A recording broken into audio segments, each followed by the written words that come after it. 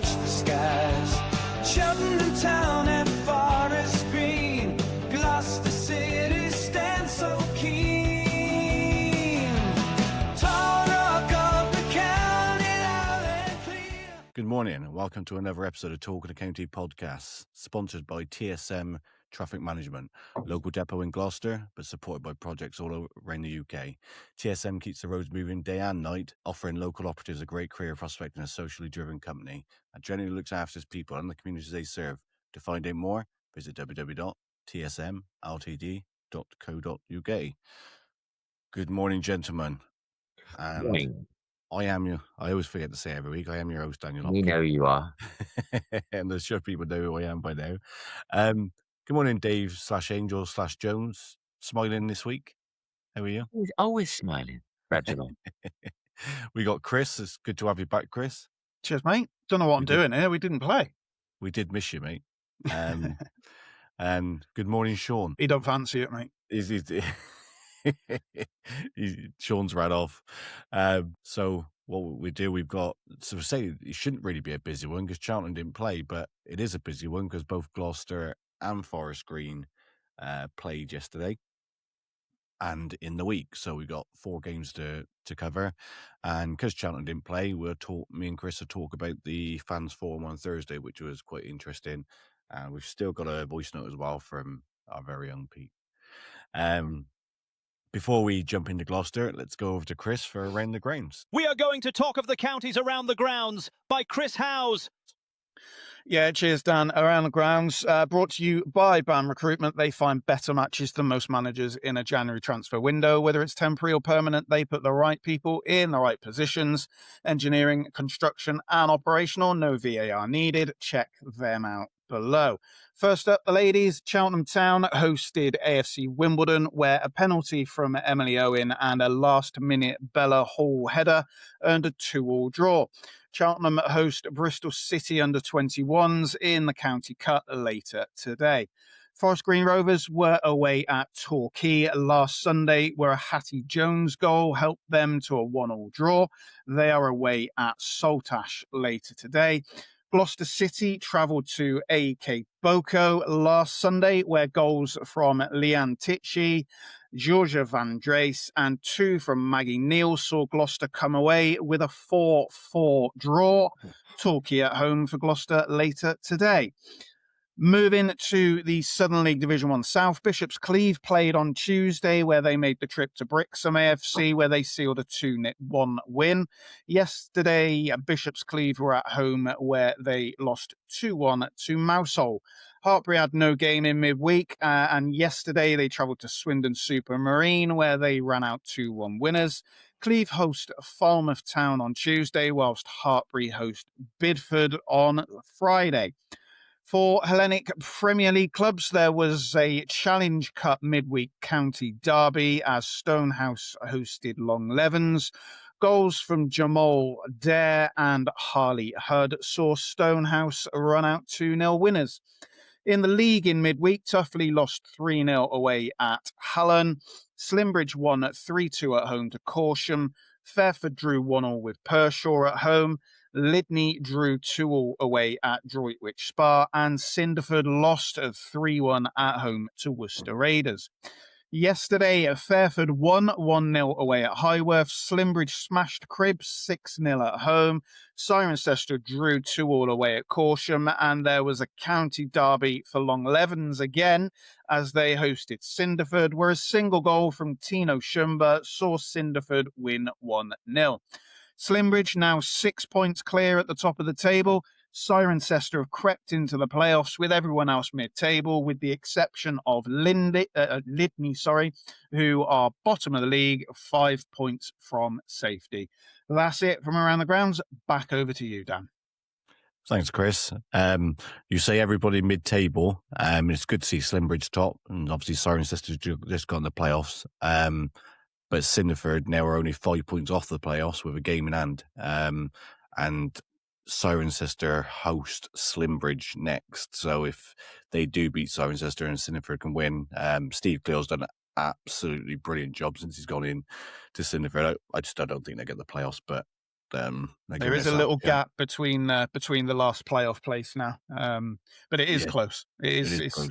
I think there's 5 points in it, something like that. Yeah, it's 5 points, but a game in hand, so it could be an exciting end of the season. It's your neck of the woods, Sean, Slimbridge, top of the league, could be going back into the Southern Premier.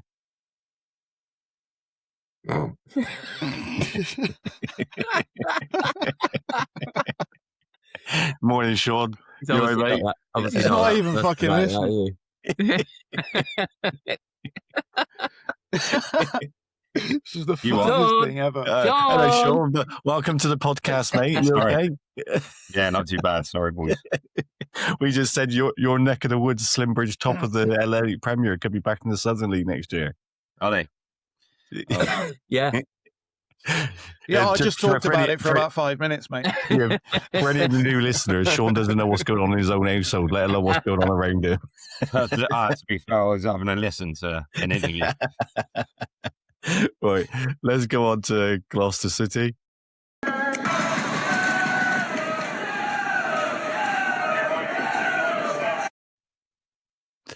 Dave, what a week. Back-to-back defeats, but followed up with back-to-back wins, which were different. Done what we needed to do with back-to-back. Needed to put those 2 defeats behind us and get the season back on track. And we've done it in style this week. Yeah. For a team that was bottom of the league, you only played them a few weeks ago at home, and it was a tough nut to crack, weren't they? Yeah. But things have changed quite dramatically there since then. I think that the chairman's left. They've released a lot of players. They've accepted relegation, and they've reduced the wage budget substantially. So they've let a good few players go there.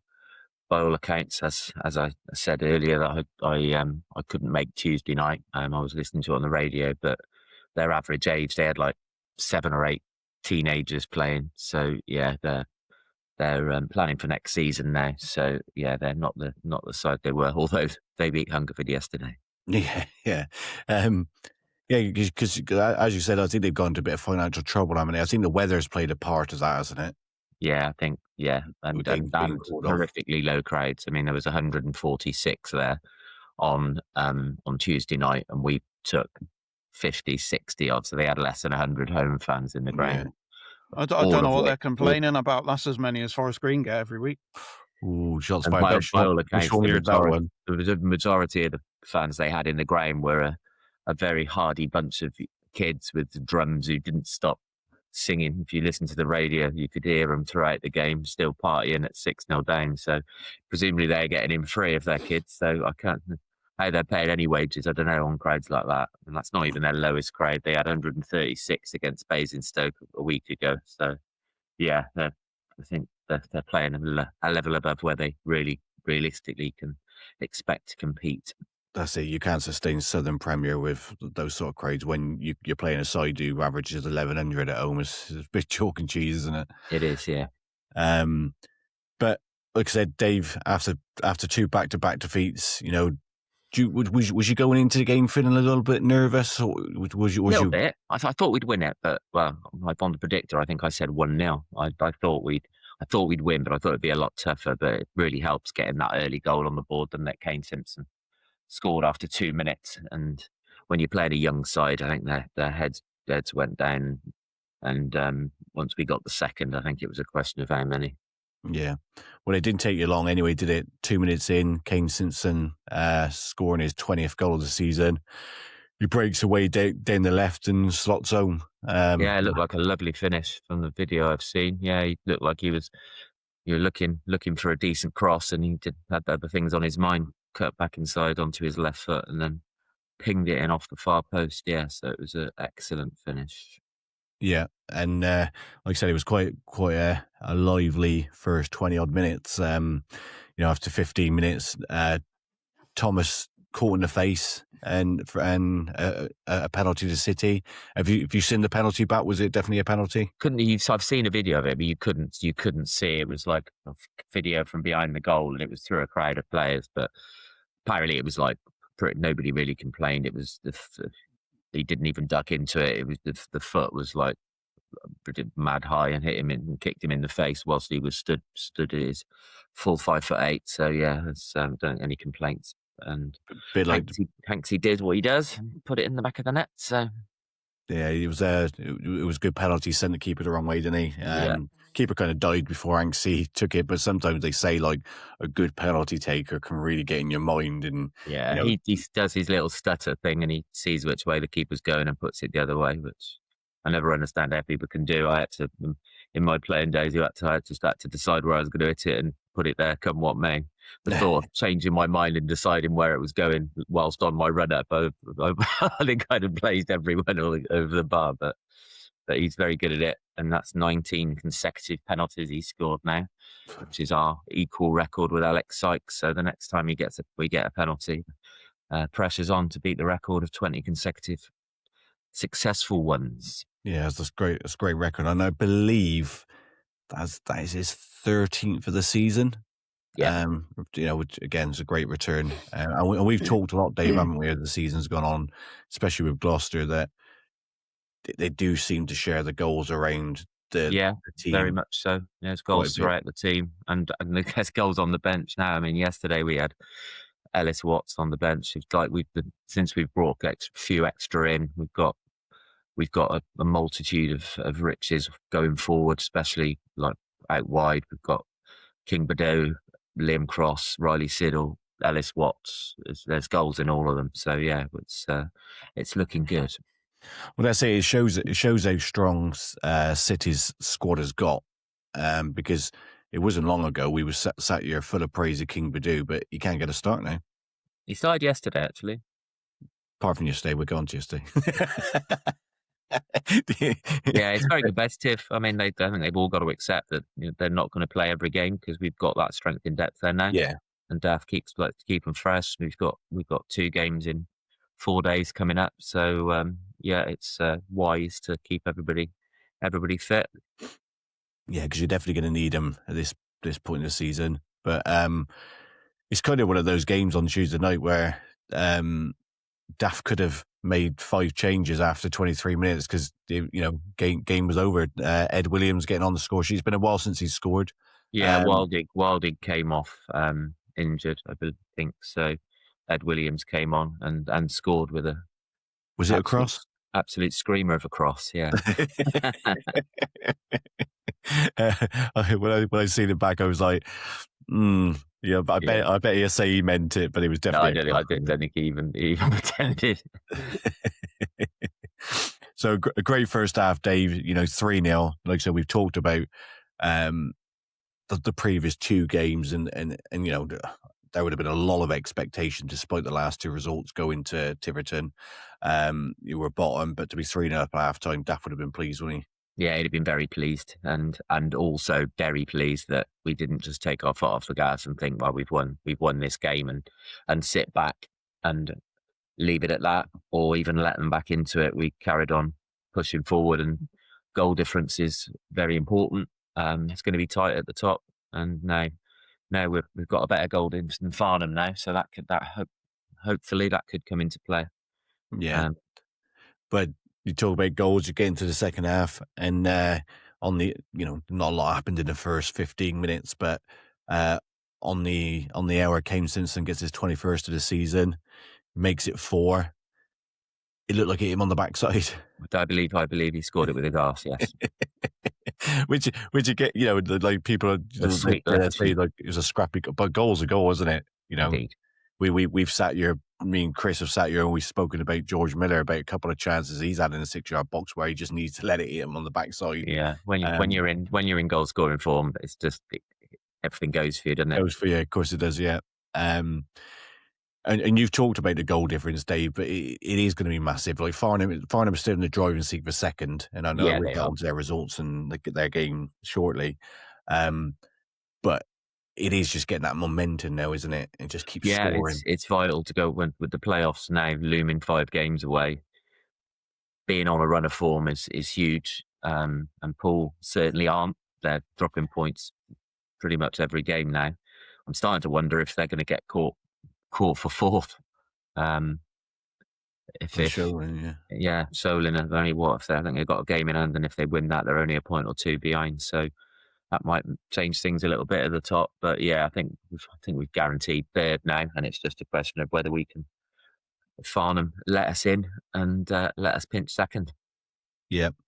Well, City make it 5 in the 85th minute. Mackenzie Stretton gets his first goal for the club and assisted by Simpson.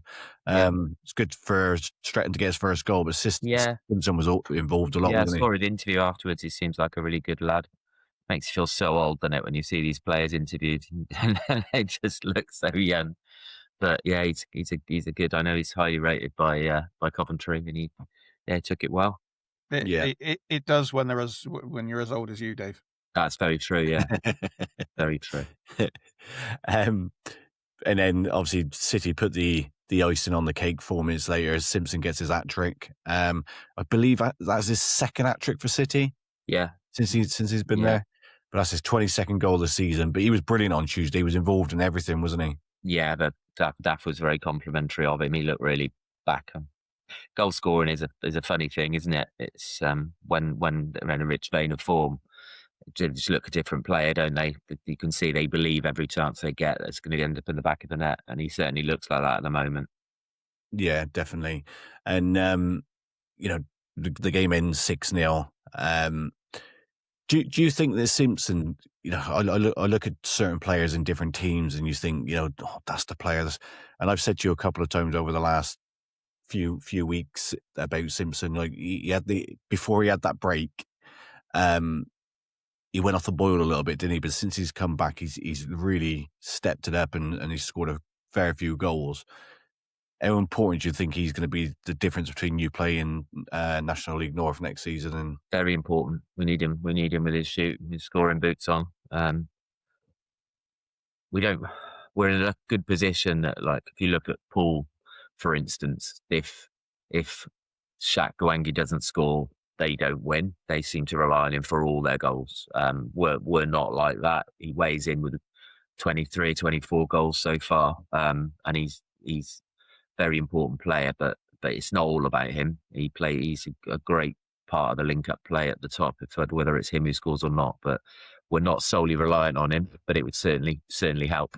Certainly help if he continues this run of form for the next 5 to 7 games. Definitely.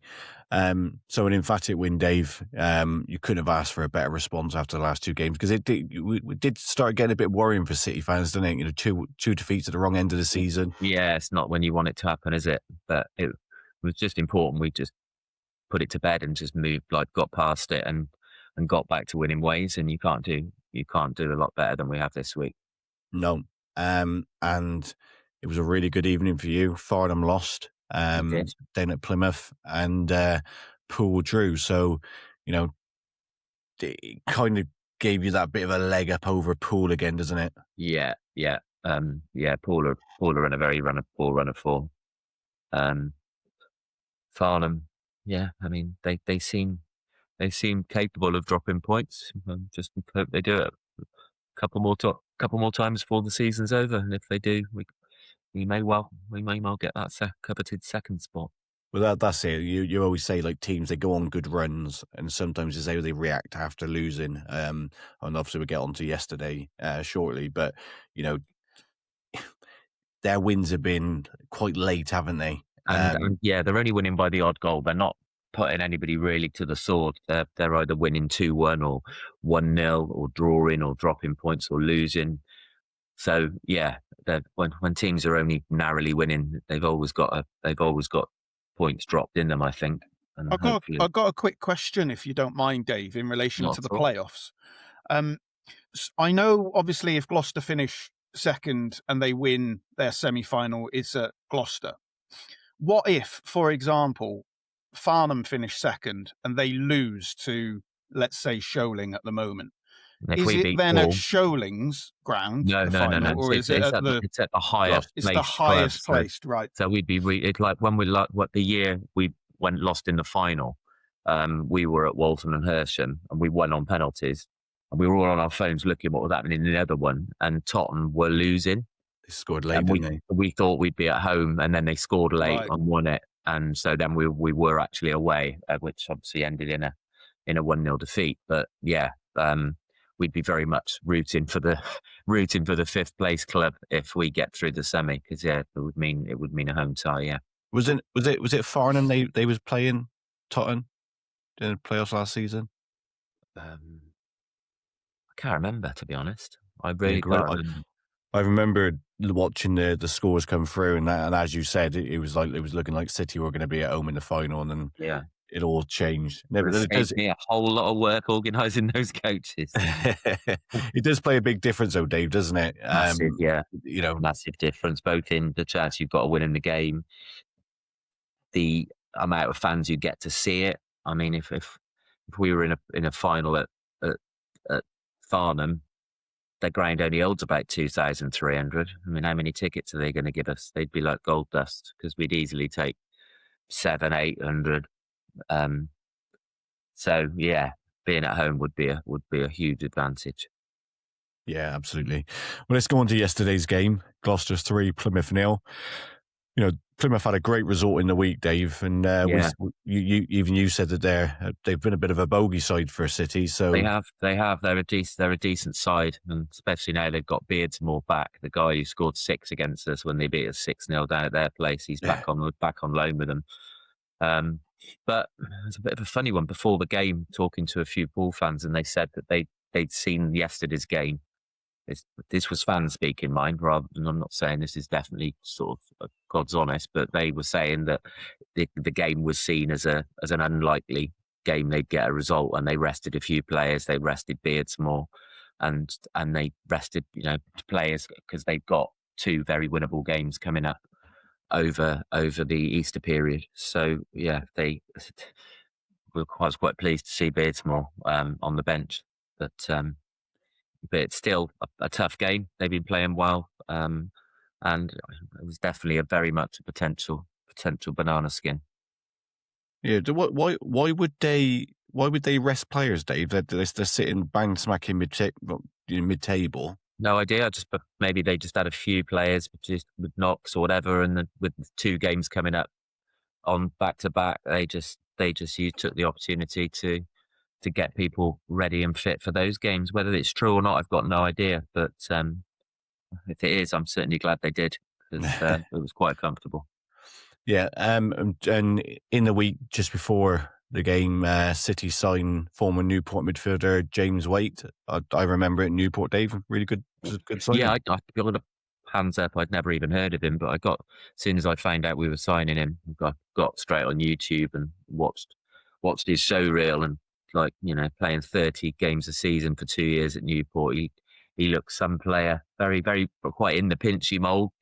The way he gets the ball and runs at people and commits people and makes things happen. And he also got a bit of fire in his belly as well. Some of the couple of challenges in his highlight reel, I was watching wincing a bit, thinking, "Oh Christ, he could easily split second later and you'd have been sent straight off for that." But he's got so he looks like he can put his foot in.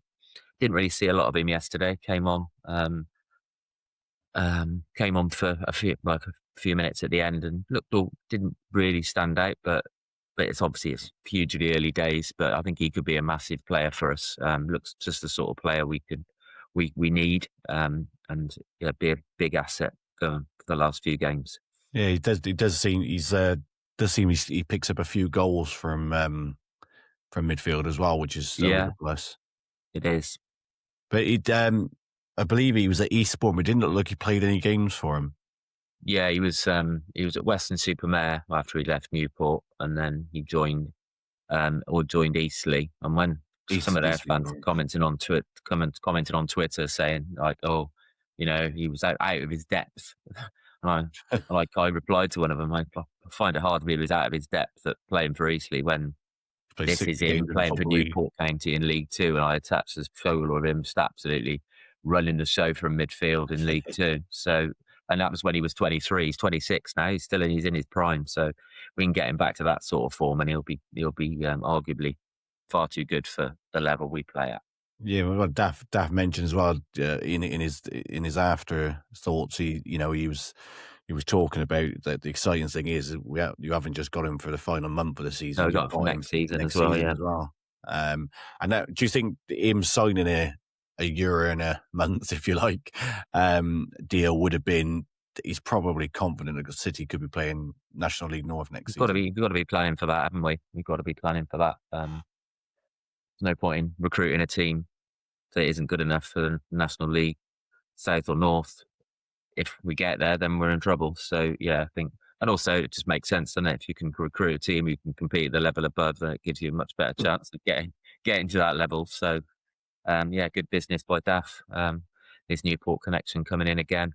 We seem to be heavily Welsh contingent. No, it's Gloucester City Welsh, but yeah, Yeah, you'd be singing the Welsh national anthem for the game starts. yeah, Going forward, in terms of the game, it seemed like more of it's like a first half that City were fairly in control with, but broke the deadlock on the 31st minute.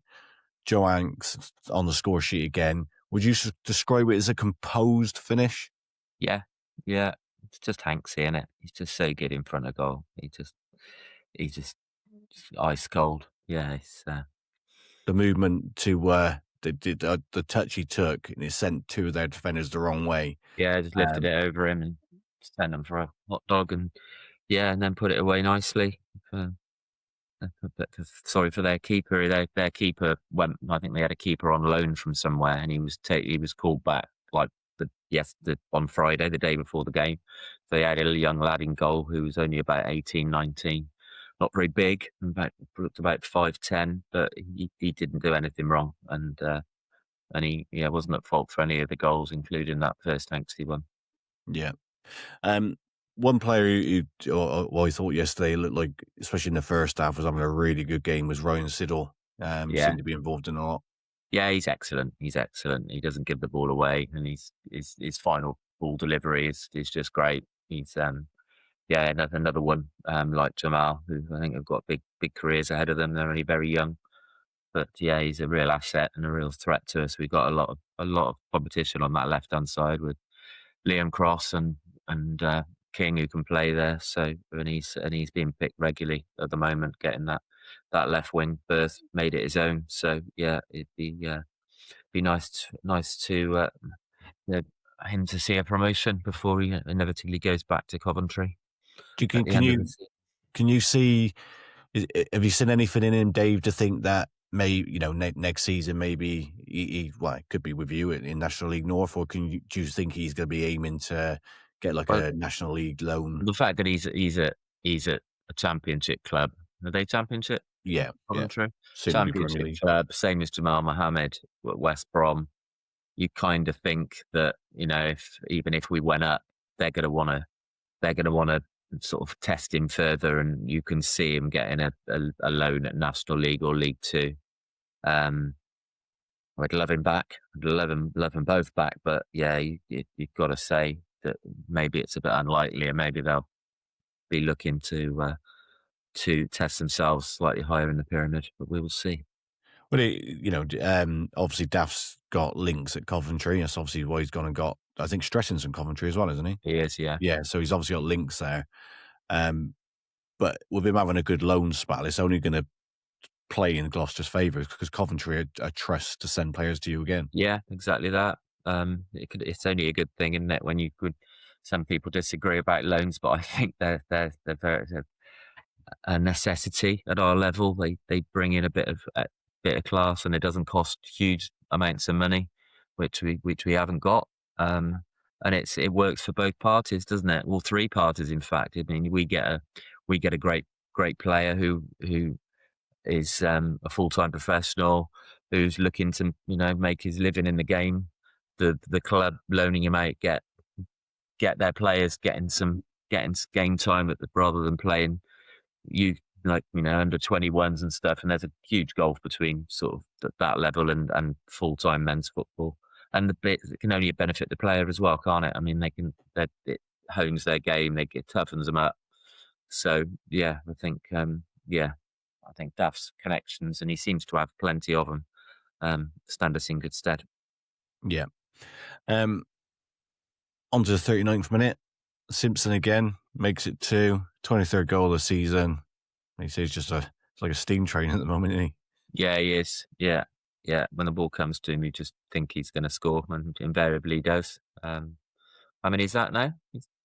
That's his 23rd as well. He obviously scored again. It's his 24 this season he's scored. Yeah, it's a good return, isn't it? It's a good return. It's a great return, yeah. And like I said, a good thing with City for you City fans is that you've got players around the team who score as well. So it's not just like you said with the lad at Poole who chips in with most of the goals. He's chipping in with a lot of goals, and you've got like Anks is on 13, 14 this season. Yeah, we got quite a few players on sort of 9, 6, 8. Yeah, there's goals throughout the team. Yeah, you go 2-0 in at half time. Was there a fear about what happened last week, Dave, especially as Plymouth were, had a great win in the week? I said to the person next to me, I said the next goal is massive. As they were kicking off the second half, I said we get the next goal and the game's over. They get it, and then it's that sort of doubt starts to creep in. So I was very pleased to see us get it. But to be honest, I can't really think of a meaningful save that Jared made yesterday. They didn't really threaten. It was pretty comfortable, and O'Regan and Jamal at the back sort of had a cigar on most of the game.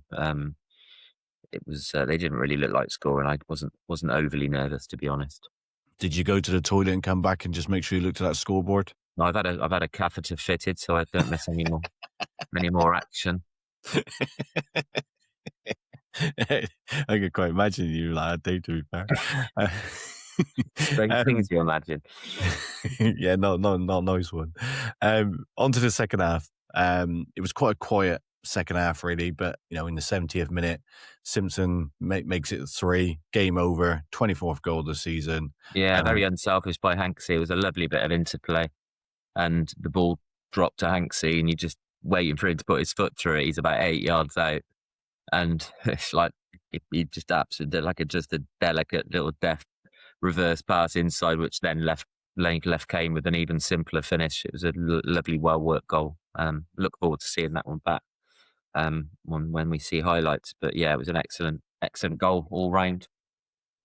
Yeah, and that was 3-0, game over. Obviously for you, Dave, Farnham won. They won 1-0 against Chertsey, which is a tough game, but like you said, they're winning by the odd goal. But massively, Poole drew. That puts you now 6 points clear of them. You're in third. Yeah. It's crazy because this time last week we had that. You didn't believe it, you were going to drop out the playoffs, but I asked the question: is there that risk? And you was like, if we lose, when you lose 2 on the bounce, it starts to put those thoughts in your mind, doesn't it? But I think those 2 it's totally gone now. Emphatic victories with 9-4 and none against in a week has sort of put those worries to bed, I think. And now it's very much a question of we've got to remember we're playing Waltham last game. That's a tough game. We can't take any points for granted in that game. So I wouldn't want to be going into the last game needing points for any reason, whether that be to get second or to hang on to third. We really need to have our business done, I think, before that game and treat it as anything we get out of that game as a bonus. Because you got to remember that Walton and Hersham are going to win this league by 20 points. They've been a class apart, and hats off to them. They've played some great football, and they've just been incessant with the games, winning week after week. So it's going to be a tough last game, and just can only hope that they're well on the beach and they're planning their party, because they could have won the league yesterday if Farnham had slipped up. But I think it's a matter of time now, and I think they'll probably win the league in their next game. So hopefully they'll go on the mother of all benders and still be feeling ill on the 25th. Yeah, because I'm looking at your fixtures now, Dave, and if you go into if you look at, like, apart from Wharton on the last game of the season, you've got Hanwell away, you've got then Taunton at home, Dorchester away, who are at bottom 4, Yates, who are right in the bottom 6, and then obviously, like you said, you've got Wharton and Hersham. Yeah, take nothing for granted. Hanwell away is going to be a tough game, but they're all very winnable games. If we want that second place, we've just got to look at winning the next 4 games and then going into the final day, and see what happens. But we just need Farnham to slip up. But if we don't put those 4 games to bed and pick up 12 points, I don't think we're going to overtake Farnham for second. So not overtake them. I know we're ahead of them, but with those 2 games in hand they've got, it's vital that we just concentrate on ourselves and just keep putting the wins in. Yeah, and I'm just looking at Farnham's. They're away to Wimborne on Good Friday, at home to Bracknell on the Monday. The one after that's a tough Sholin. Yeah, that's a tough game for them. That That's could be one a I've big got my one. hopes pinned on, that they lose that. Yeah, because they're away to Tiverton on the last day, so that's not going to be. yeah, we don't really want to be hoping Tiverton do us a favour. No, exactly that. Let's go on to Das Faults. Overly pleased. Overall, he was pleased. He said, to back it up from Tuesday night. Signs of there was periods in the game where he said it felt like we were back to playing the way we was when we was on our good run. Would you agree with that? Yeah, I do. He said he challenged the players in the second half to attack the game with a view of a clean sheet. So I think he basically talked about last week's collapse and said, right, now go out there and keep it stay tight. And they did. So, hats off. Yeah, praise Simpson. I smiled when I listened to this because it reminds me of a bit like a Roy Keane. He talked about Simpson's week and him scoring 2, and he was like, "Yeah, because he scored." No, he was like, "Yeah, because he scored more." He's never satisfied. Yeah, not in a bad way, but he just showed. That's his mentality. He just strives for excellence, and I think that's why he's such a good manager. Yeah. Back-to-back clean sheets. How important is that, Dave? Very, very important. It's a good habit to get into, and keep. Yeah, we just need to keep it going there. Just need to keep those clean sheets going. Keep scoring goals, and just see where it takes us. Yeah, and then he talked about the squad depth, which you did at the beginning. It's only good having a strong competitive squad, especially going into the playoffs. Because, if you think you've got third wrapped up and second's not reachable when you go into the last couple, you could potentially rest some players before going into those playoffs, couldn't you? Yeah, but it's difficult to know when players have been rested or such is the competition that you don't know how they've performed in training. I mean, like Ellis Watts not starting. He's a great player, but he wasn't his best in the 2 games we lost, and he lost his place. And I think that's the level of competition now, that if they're not on it and they're not playing well, they won't be being picked in the first team. Not as a punishment, but just because we've got somebody sat waiting to take their chance, which is a great position to be in. And we're in a position where you look at the bench and we've got players who can change the game on the bench, throughout the bench. So yeah, it bodes well. Yeah, he did say that. He said that the competition for places can only be good for the team. And finally, Dave, he praised the great turnout of 1,100. But as he does with Simpson, he's pretty much come in and put a demand for the fans now, saying pretty quiet yesterday. We were lacking a few of our more vocal supporters. Eastleigh wasn't there, so and I think it's like all clubs have got those characters who get everybody else going, and when you take them away, it sort of leaves a bit of a void. So hopefully we can be a bit more vociferous in the remaining games. Would you say that especially if you can get a home tie in the playoffs, ideally in the final for you guys, would you say that that'd be big? Because I would say apart from probably Weymouth, and I've not looked at Weymouth's attendances because obviously they've had a bit of a struggle this season. But apart from Weymouth, I wouldn't imagine there's anybody else in that division who's averaging what you're averaging. No, we're top by a good 200 or 300. I think Farnham are up there, but They did free entry yesterday, as long as you got there before a certain time, which, I mean, you just would, wouldn't you, if it was free? And they got 1,400, letting everybody in free. So Yeah. it's like, wish we were in a position to be able to do that. I was talking to Colin, the chairman, and he's like, it'd be nice to be able to do it, but like clubs like City who run on the money they earn through the gate, rather than a like a millionaire just pumping money in and paying the wages. We need that turnstile money to pay the bills. So I wish we could do it. You have it. They still don't turn up. Yeah, well, that's like Farnham, isn't it? I mean, if They we do. They said turn up free to entry, Farnham.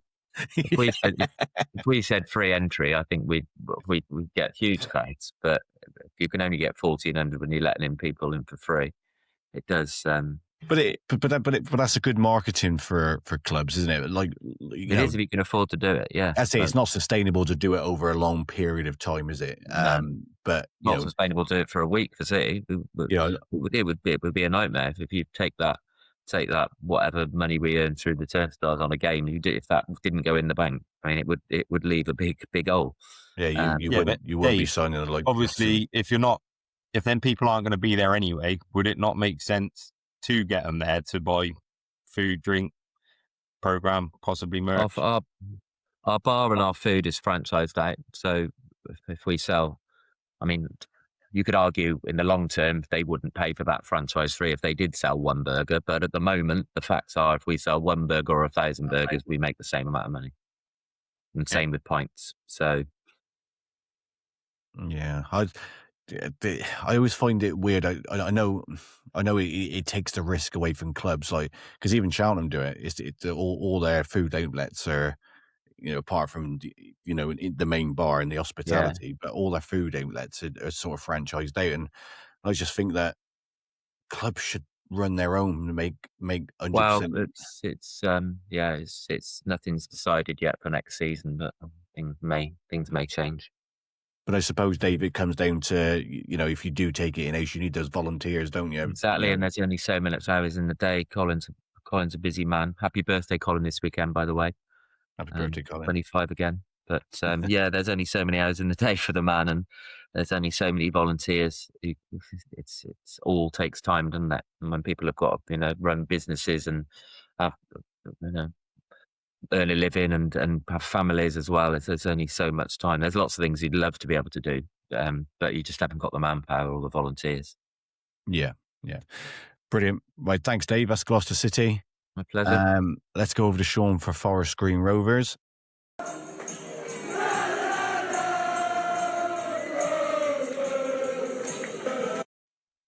And Sean, I'm aware you was working Tuesday, so I got some notes on the game. And so if anybody's listening, they think Sean's been a bit sketchy, we'll let him off this week because he was working. But I'm pretty sure anyway. Yeah, I'm pretty sure you want to skip this one anyway.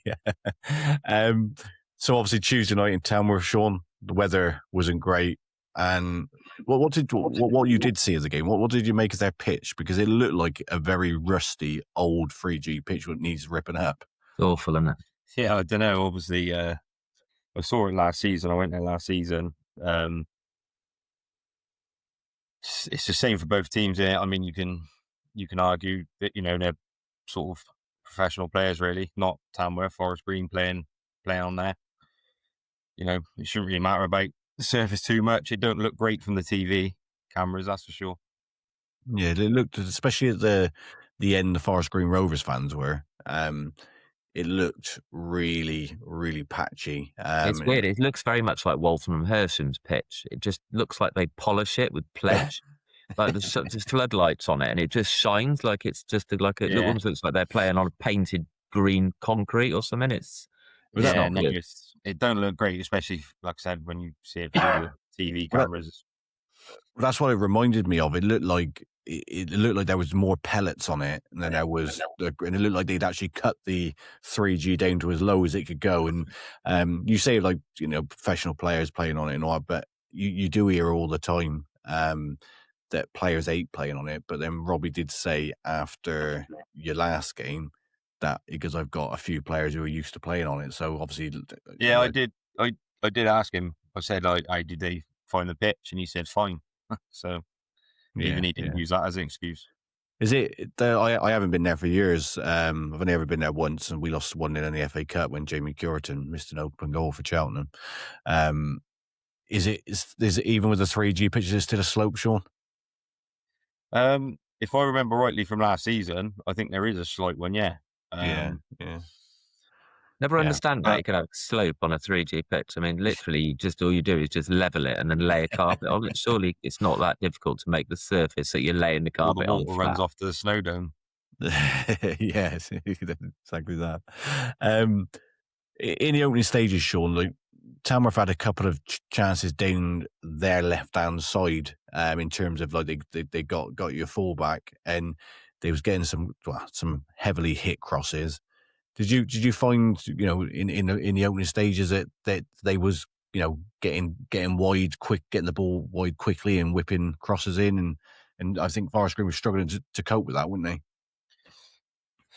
I mean, I can't speak about specific points in that game, but an answer to that question, I think we've struggled with containing crosses and that a fair bit this season. When you look at some of the goals that we're conceding, you know, I think I said it on a couple of pods ago. We don't, you know, balls get whipped into our box, and we kept at one point. I think we conceded two goals in 2 games or something from a cross or a corner or somehow. But you know, does seem to be a bit of an issue. Yeah. But to be fair, the best first chance came to Rovers, and we talked after the Wealdstone game that Damani Meller probably wouldn't get a better chance to open up in his account. But do you think I'm being a bit harsh? Do you think the ball was whipped in too hard, or do you think he's just got RB? Again, obviously, I didn't see any of the first half whatsoever. I went by I was keeping up somewhat with the group because I obviously use WhatsApp for work, and I did see you message on the chat about it. Like I think I said it before, he needs that goal. I think he needs to settle. He's done well. He works hard, puts a good shift in. I think he just needed that goal. You know, that maybe it could be different, you know, when you've sort of settled and you scored a goal. Yeah, if I was going to make an excuse for him, I think the ball was whipped in, but he was about 7 yards out, and he sort of like he heads it more back towards where it comes. It's one of those ones that coming in at that pace, you probably just want to glance it, and you know it probably goes in. But I think he's tried to get too much on it and couldn't get his neck muscles around quick enough, and it went back the other way. But Tamworth would get, like I said, they were getting a lot of crosses in. But on the half hour, a comfortable save for Ari Oisted. They would, like I said, they're a team, Sean, aren't they? Tamworth, who they're big. They do the dark hearts of the game very well. But I was saying that I was quite impressed that they was passing the ball around really well. Do you think that's more that they're used to the Lamb, or do you think that people don't give them enough credit for the football they can play? To be fair, I mean, they, you know, it is a tough place to go. I mean, they're probably used to it somewhat. They've obviously got like an absolute rifle of a throw as well, haven't they? So, you know, that's a secret weapon of theirs as well. So it's almost, you know, you can play all these long balls and things like that, but you're essentially, when you've got a throw as well that can hurt teams. Obviously, I think that's what we drew there last season. We conceded in the last minute, and I think that was from one of their throws. But no, I mean, I don't think they get enough credit. I certainly haven't ever given them any. They've all, you know, it's a team that they've all sort of been down the bottom end of the table. But yeah, I mean, they're probably used to that pitch as well. Like, you know, and that's what I was getting at. I know professional, you know, every pitch is different in it, but that's what I said. When professional players are playing on them sort of surfaces, you know, they train on them sometimes. But yeah, I mean, I guess Tamworth are probably used to it. Yeah. You know, obviously, again, I appreciate you didn't really see much the first half. I thought Tamworth just edged it. They had a chance just before half time. Well, I say just before half time. But the ball came in and it seemed like Harry Oisted flapped it a little bit and the ball dropped to their striker. And it was one of those ones where you're thinking, again, he probably just needs to hit your knee and he side foots it and it goes wide. But, I seen a lot of comments online from Rovers fans and they was going on, we're awful, blah, blah, blah. But I actually gave credit to Rovers. I know they was getting a lot of joy down the flanks, but I thought Forest Green's their shape was really good Tuesday. It seemed to that Robbie set him up in a way that I think you've got that in the chat. Yeah. Robbie's kind of set him up in a way where they knew their jobs, kind of thing. So maybe that was why Tamworth were going down the flanks, and what Robbie was trying to do maybe was strangle the centre of the pitch. But it goes in 0-0 at half time. It was pretty. Did you watch it, Dave? Chris, did you watch the game Tuesday night? I didn't know. It was quite. I saw most of it. Yeah, it was quite a good game for a 0-0 at half time. And then Tamworth were probably just a little bit unlucky not to go in 1-0. I think you're being a bit polite on Forest Green. I thought Tamworth dominated. I've got to be honest. I thought they were excellent. I got to stay balanced, Chris. That's what you're here for, to not be balanced. No, look. People will say that I would say that because I'm a Cheltenham fan, but honestly, I look at things really objectively, and I thought Tamworth were by far and away the better team in that first half. Yeah. No, I thought they played well, but I do think that they had a lot of glanced like crosses, and like I said, they had the chats where I thought Harry Oisted flapped it a little bit. It was close to him, mind. But apart from that, you are right. They probably did edge the first half. But into the second half, the first chance of the second half come from Woko. It won from 20 yards out, Sean, at the side of the post. I've seen that on the highlights, actually. That was probably the chance for, had that probably gone in, I think Rovers would have probably gone on to win the game, probably would have demoralised, like as Chris said, because Tamworth were on top, it probably would have demoralised Tamworth a little bit. Yeah, sometimes I think, them sort of games, they need a bit of a goal, don't they? Need a goal, don't they, to sort of maybe spark them to life a little bit. That might have been, like you said, that might have been a bit of a difference had it gone in. But, that's just probably that's probably the story of our season, really. We ain't scoring enough. But you say about scoring, like the Rovers. This is an hard one because at the time I was there like, God, he has to score. Then I was like, wow, brilliant defending. The ball comes over to the back post. It comes into McAllister, and you're thinking to McAllister, hit it on your right foot. If he hits it on his right foot, he scores. He tries to put it onto his left foot, but then the defender gets an absolute brilliant toe on it to poke it wide for a corner. Okay. Is that the one that Robbie spoke about in his interview? Yeah. He said that Macca had a chance. Again, yeah. I mean, he doesn't have much of a right foot on him. Literally, everything just goes back onto his left. But he's a cracking player. It's just if he had a right foot, he'd just kill more teams than he already does. Yeah, I think if he looked back now, he'd probably go, I should just let it. It's one of those ones, if it hits his right foot, it goes in. He just let it hold at your foot. But sometimes you've got to swing at it, haven't you? I think, it's easy when you say that from the side, and, and I think the old saying, like where they say goals change games and things like that, if you're already winning, he might take that chance, I guess, as a player, and you're looking, and it's 0-0, and you're thinking, you're trying to guarantee yourself a goal somewhat, and then it goes against you.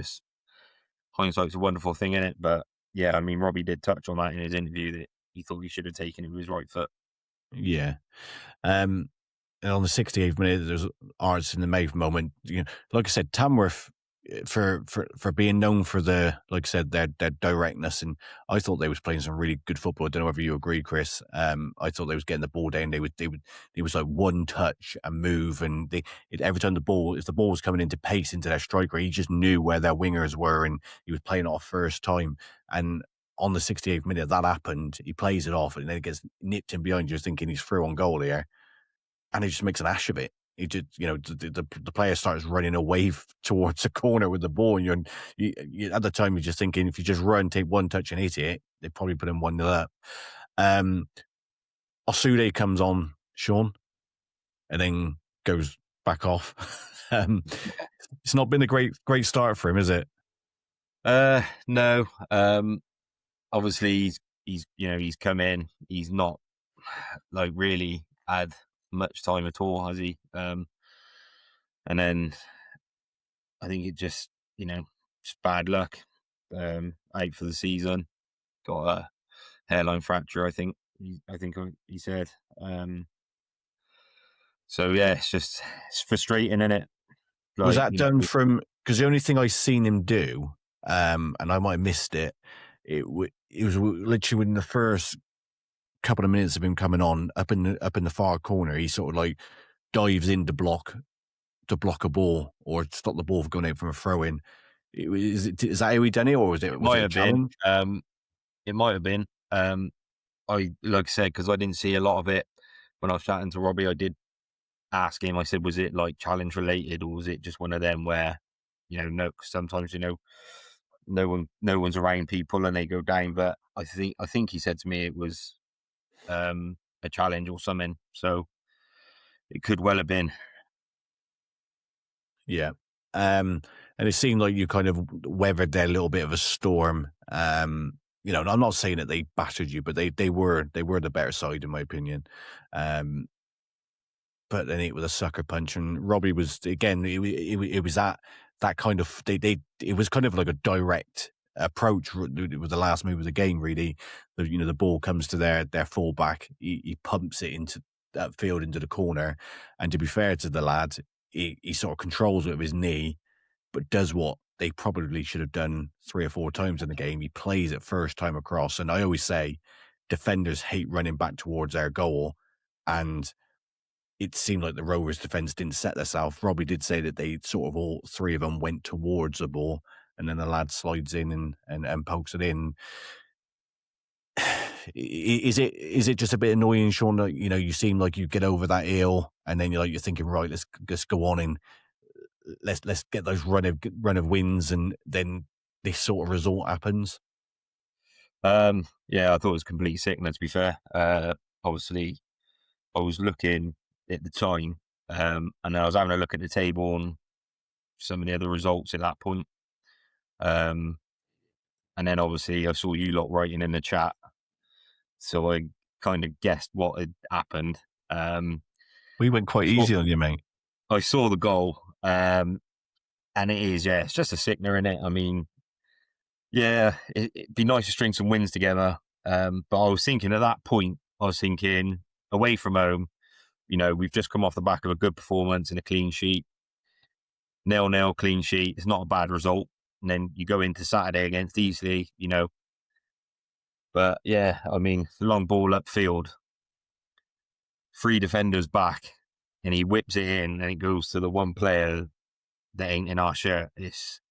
But that's what I mean. Do you not crazy, innit? Do you not think a lot of teams, managers should look at that more and they probably do, but encourage that your wingers to whip that ball in first time, because had he taken another touch, Rovers defenders set themselves and that ball probably doesn't get to him. But because he hits his knee and he plays it first time, yeah, maybe. But I think any team that concede that sort of goal, like I said, it was just a long punt up when there was like no danger really. It was just up into the corner, and then it kind of, it was kind of a sum up from nothing goal. But it was just so late in the game as well, innit? It's, like I said, but I think they touched on that at the end and just said I think that's the first goal we've conceded in the last minute. I don't know if that's true or not. It's just a sickener, innit? It's just offended. After the game, Robbie, someone did put online and said it looked like he was going to cry, and he probably could have cried because, like I said, he was annoyed, wasn't he, about the defending for the goal. But you could tell he was annoyed. He was trying not to mention players' names, but he was just disappointed with one or two being drawn. Mate, I honestly, I think, I know managers, they can get a lot of criticism and stuff, but, they've got to do these interviews straight after the game. Yeah. It must be so hard. I mean, I try my best not to jump on X straight after games now because you say things and then you sleep on it and you think, But yeah, I mean, it must be so hard. I mean, I wouldn't want to do it. I get it. Don't sound like you, Sean, to say stuff online. Doesn't sound like you at all, mate. I do, yeah. I mean, I'd just be sending someone else out to do it, mate. I don't think I've got the patience to calm us or anything to speak that soon after. They'd ask you a question and you'd say, I haven't seen it, wouldn't you? Don't know what you're on about, Dave. You'd ask them banging. No, I do totally get it. I always say on a Saturday, I would sack a manager every Saturday, and then on a Sunday, I'd be ringing him back up, offering him his job back, because that's how involved and passionate you get about the game, don't you? And so let's go on to yesterday's game, which you did watch. Obviously, disappointing Tuesday, Sean. Another away game. But there's two moments in this game which we'll talk about as it goes on. But two moments I think that changes the game and why Rovers went on to win it. Actually encouraging opening 10 minutes for Rovers. Despite what the score was after half hour. You had a couple of half chances. Rovers were on the front foot. Yeah, I didn't think we started too badly. Like you said, we had a few chances. Just couldn't quite, and then it's really early in the game, but you're always thinking, is it going to be one of them games where we're not going to get the ball in the net? And then, game changes pretty quick, doesn't it?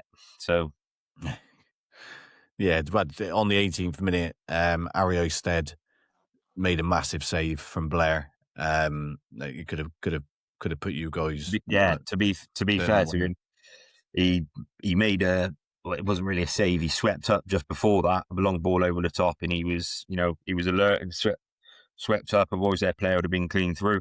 Does that. A couple of minutes later, makes a pretty good save again down to his. I think he won you the game really with two huge saves. I think it could have been a very different game if he hadn't made both those saves. Yeah, and I think the good thing was I think he got voted man of the match after. So I think finally someone's given him a bit of recognition. I heard Robbie wanted to give it to Mendy. Yeah, I think he's finally got a bit of recognition for like I said before, it's not the first time he's made some good saves and what have you. So yeah, I mean he made a good save and he was probably the difference yesterday. Yeah. It like I said, after the start you made some save, but shortly after that, Saunders volley, and Rovers go 1-0 down. What was the goal like, Sean? I thought it was poor. Ball gets lumped in. No one challenges for the first contact straight up. The EC player heads it straight up. Mendy then doesn't clear it properly. Drops their blokes probably like 10, 11 yards out. Just fires it into the bottom corner. Ball's coming into your box. I think you've got to be, get on the first contact. And if you're not going to get on the first contact, I think you need to put pressure on that player to try and make them, not comfortable or to stop them from, winning their duel or whatever you want to call it.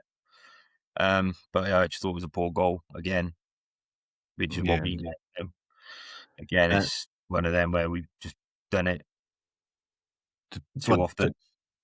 Well, in the 32nd minute, you guess goes from bad to worse for you. They go 2-0 up. You said that Gilly had a part to play in this one. A perfectly weighted through ball, wasn't it? Oh yeah. Sometimes you don't have the words to say what or I could say what I want to say, and probably wouldn't be appropriate for the pod. But he's on the halfway line. He runs back into our. He's absolutely miles out. Why? If you're under pressure, you've got no other option. Just put it out for a throw. Let everyone set themselves. plays a back pass, and it's just sometimes I don't know, just put your head in your hands, don't you? And you just wonder what you're doing, wonder what you're watching. But but yeah, you straight into say it. that. You say that, Sean. Like, obviously, I know you've been critical of him because you were saying yesterday that this is why he shouldn't have been in the starting lineup. But over the whole game, I thought he was quite heavily involved in a lot of what Forest Green done. I'll give him a bit of praise for I think it was the first goal we scored just before half time. But we're not talking about that moment yet. No. Well, let's go on to. I'll rip into him for the goal, and then I'll praise him when we get to when we get to our first goal. But no, I just think, you're on the halfway line. I mean, I don't know what you boys think of it, and you might disagree with me. I just think it's incredible that you're on the halfway line. You run back towards your own goal with no real option, do you? And you try and play that pass. I think it's crazy myself. Perfectly weighted, mind, wasn't it? Just too far out, wasn't it? Do you think, though, sometimes that players are, the way football's gone now, do you think that sometimes players are too scared to put it into Rose Ed like you used to do in the old days, and they feel that they've got to keep the possession or try and find that pass? It's a good question. To be fair, I was thinking about it before we come on the pod. We're obviously 1-0 down at that point. So in his defence, part of him probably thinks he wants to keep the ball in play and try and make something happen. If we're winning, he probably ain't got any issues with putting it out of play and maybe wasting a bit of time. So I guess, until you're in that position, and, you might think differently. So I guess in his defence, he was probably trying to get the ball in play. Yeah. I just think there's moments when you've got to keep the ball in play, and I think there's moments when you've got to clear it, and not, have no nonsense really. So I mean, I think Robbie touched on it in his interview when he was playing the right pass, but he just didn't execute it properly. Yeah. Well, let's go just before the goal. So Rovers go 2-0 down. I want to get your opinion. So I did tag you in it last night, so you could see. There was some chanting from the away end yesterday. Robbie Savage, your football is not very good. To put it politely. But what did you think of it? It's been rumbling on now for a couple of weeks, hasn't it? So it's not something new. You said there was a section at Boreham Wood, but like I said, sometimes fans are not stupid. Some are. Some are. Fans are not stupid.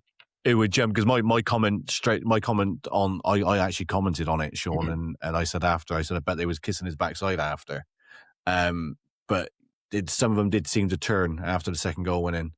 Yeah, I think obviously fans are fickle. We all know that. We've all been there. I think we've all done it. We're all guilty of it.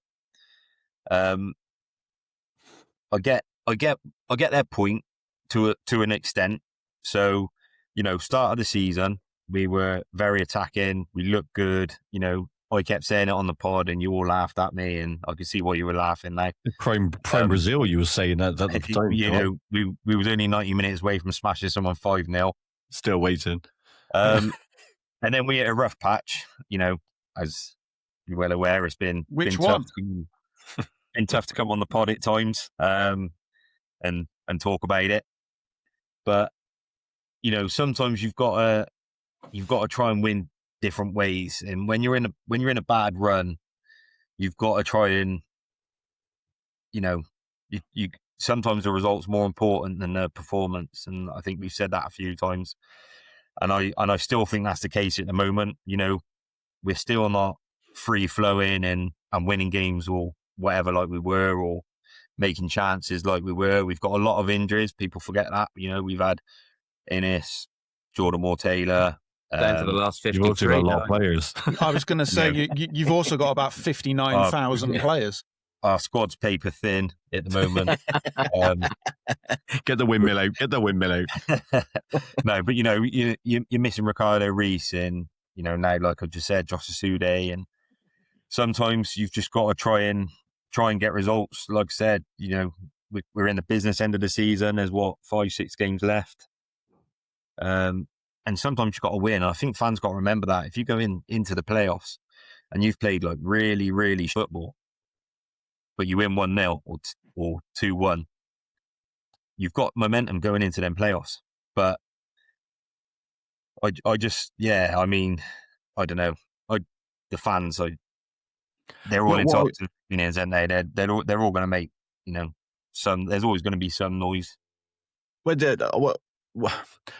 I get it. I get it in a way, but like I said, what you sometimes get fans that they'll always be reactive to how things go in. And one thing that really bugs me with football fans, and I've said it before, and I'll always stick by it. Oh, football's boring, winning, but football's boring. The football's boring. And I always say, if you want to be entertained, go to a circus. I wouldn't bother me if Cheltenham won 46 games and all the games were 1-0, and the goal was a bit like Simpson's goal for Gloucester the other night. It comes off his backside and trickles into the net. I would not care. But you look at West Ham fans. West Ham fans wanted Dave Moyes after winning the Europa Conference League and finishing 8th in the Premier League. Now they could get relegated. So do you know what I mean? I don't care. I mean, obviously, I think you've probably experienced similar. I mean, I don't know about the chanting, I can't say, but I think you've probably experienced similar scenarios this season with Cheltenham, haven't you? With like Steve Cottrell and performances and fans being a little bit vocal. I think I've sent a couple to you and things like that. And I think, like I said, it's just every club, innit? Like, I think sometimes fans have to look at the bigger picture, and you just got to realise sometimes it's just about getting a result. You can be in bad moments, you need to get a result, and there's no point looking at the performance. But, I think it doesn't help when you're playing Eastleigh. They were in a really poor run of form, and then you go 2-0 down. So, fans are going to get frustrated. Fans are going to voice some opinions there. I was sat on the sofa, looked like I was chewing a wasp. That's just fans, isn't it? You just want to win every game. But let's go on to the first of the. I said there's 2 moments in the game. Let's go to the first moment. 44th minute, Damani Miller gets his first goal. Biabu was involved. I did ask you, Sean, and I don't know whether the guys have seen it. Does anybody think it could have been a foul? I go back, and the reason I ask you, because I remember the stick I had off you and Robbie after Notts County at home when Isaac Hutchinson pulled a goal back, and you was all, that was a push, it was a foul. So that's why I asked you last night. Do you think that was a foul? I think it's one that you shout for. I'm not sure. Sometimes they get given, sometimes they don't. They didn't shout, Sean, did they? They didn't shout for it. I personally think the defender's got to be stronger, because I think from what I've seen is Mellor, obviously the ball comes to Mellor and he just sort of spins on the defender and the defender goes over. I think as a defender, you've got to anticipate contact, haven't you? Obviously, I never played in defence. Really. Never a foul. I just think as a defender, you've got to anticipate contact. So you've got to be prepared for it and be stronger there. I think Mellor does brilliant. I think he gets his goal, which I think's deserved. I think he's done well since he's came in. He may have been a little bit isolated at times for a few games, but it was good for him to score. Yeah, I don't. Well, when I say about a foul, I don't remember the Isaac Hutchinson you're on about. If I said that, maybe I was winding you up. But if I was serious, maybe it was a foul.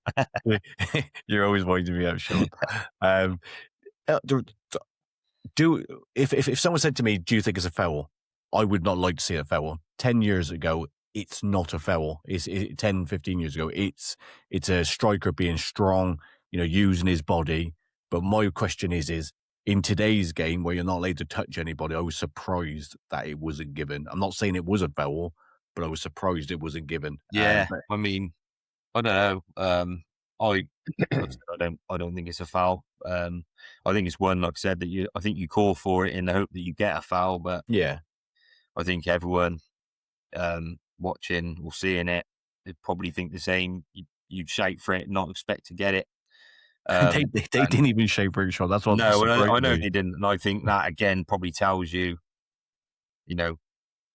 where that is at, with in regards to opinions.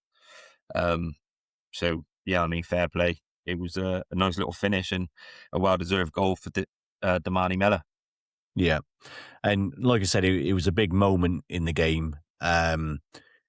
Just before half time, if you go in 2-0, it's probably going to be hard for, maybe come back, get a draw, but hard to go on and have the second half. 2-0's a horrible scoreline, in it. I think everyone knows that in football.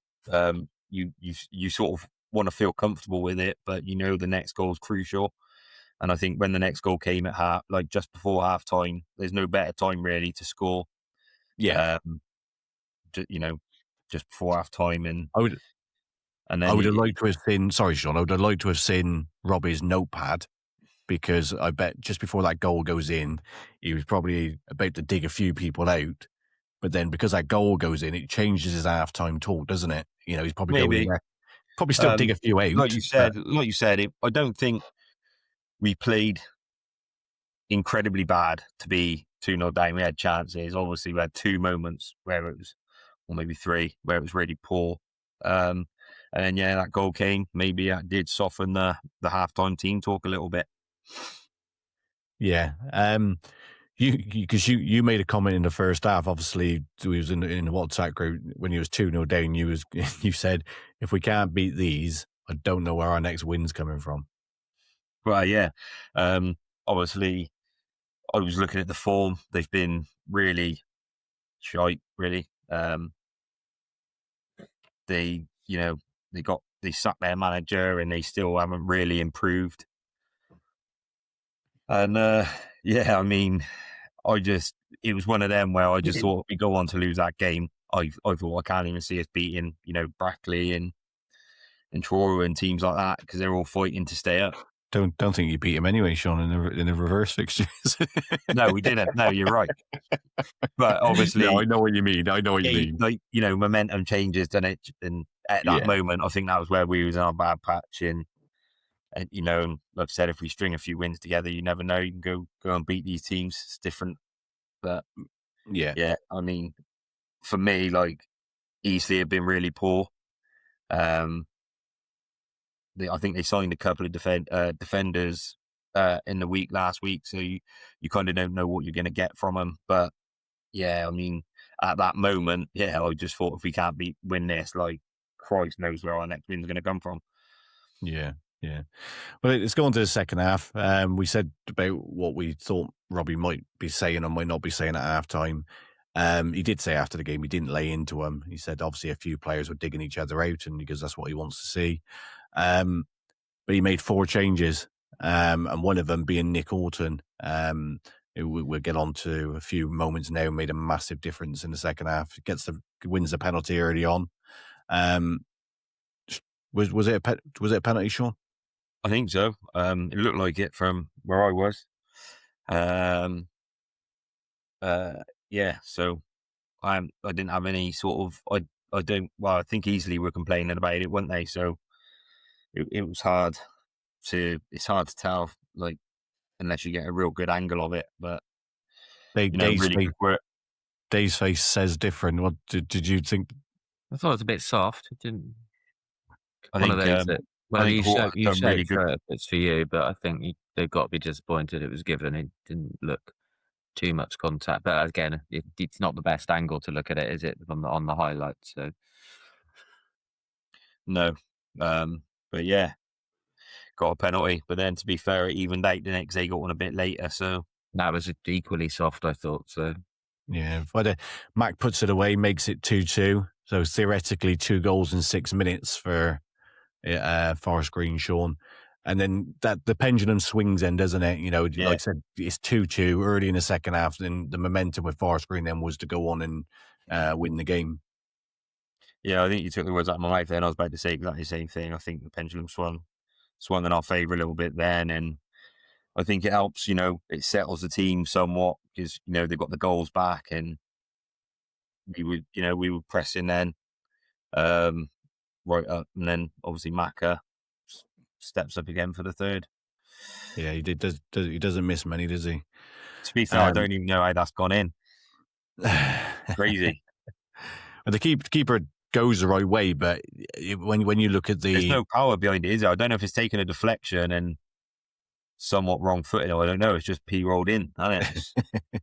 the keeper, but it seemed like the keeper done like one of those old 1995 like FIFA ones where he like sort of dived out towards a penalty spot kind of thing. Yeah, I mean, don't get me wrong. It was good work. Got the shot away, and I was never expecting it to go in, and it just like trickled in the bottom corner somehow. And don't know, but that's I think that's not Macca in it. Yeah, but let's rewind back a little bit because I was still talking about the penalty. Yeah, sorry. Because there was a penalty before that, and this is moment 2 of the game. Like I said, the moment 1 was getting the goal just before half time. Moment 2 was Harry Oisted saving the penalty. It was a massive moment, wasn't it? He saves the penalty, you go at the other end, and I think, scored. Like I said, touching back on Harry Oisted, I think one thing you get from him is I think it sounds like he's very honest.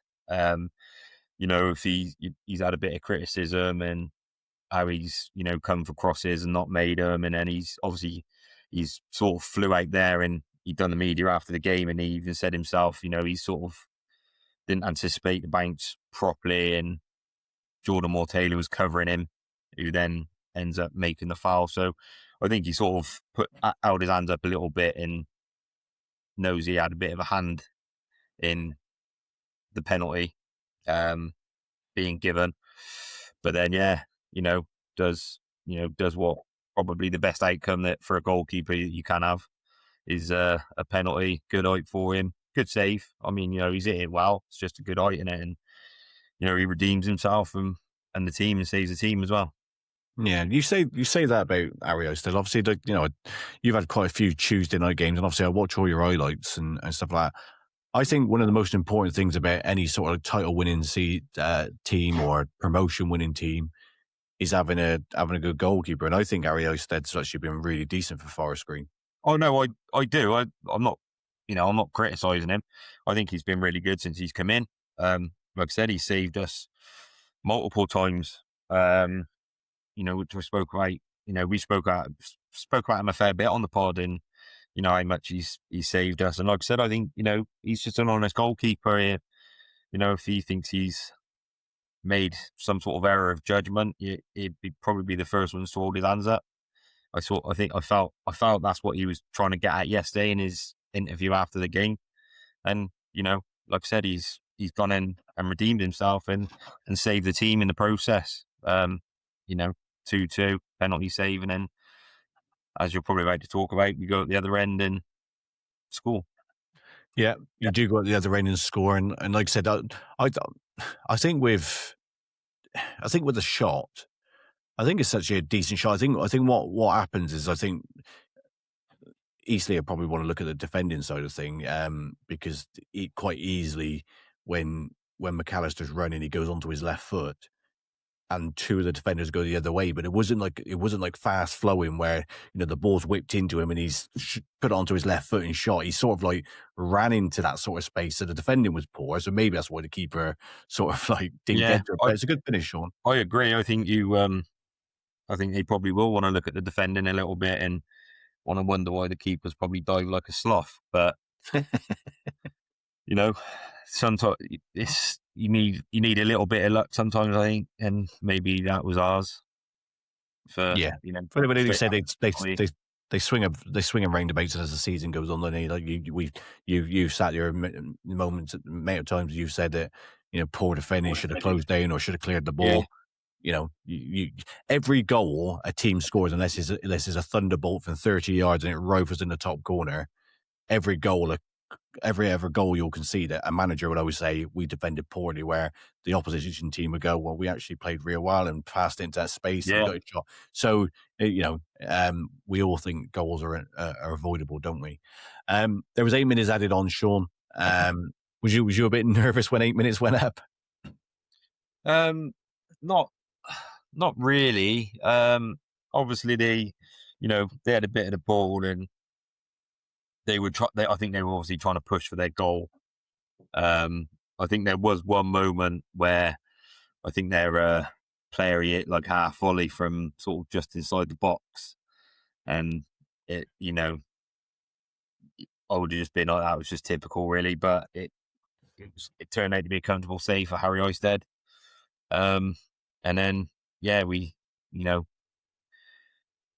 do what some teams do when the other teams press in, and we hit them on a break and finish it, really.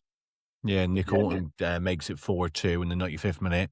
Then Robbie does mention this, but I think he deserves a hell of a lot of credit because it feels that Nick Horton played a big part in that turnaround in the second half of Rovers. I thought Nick Horton was great.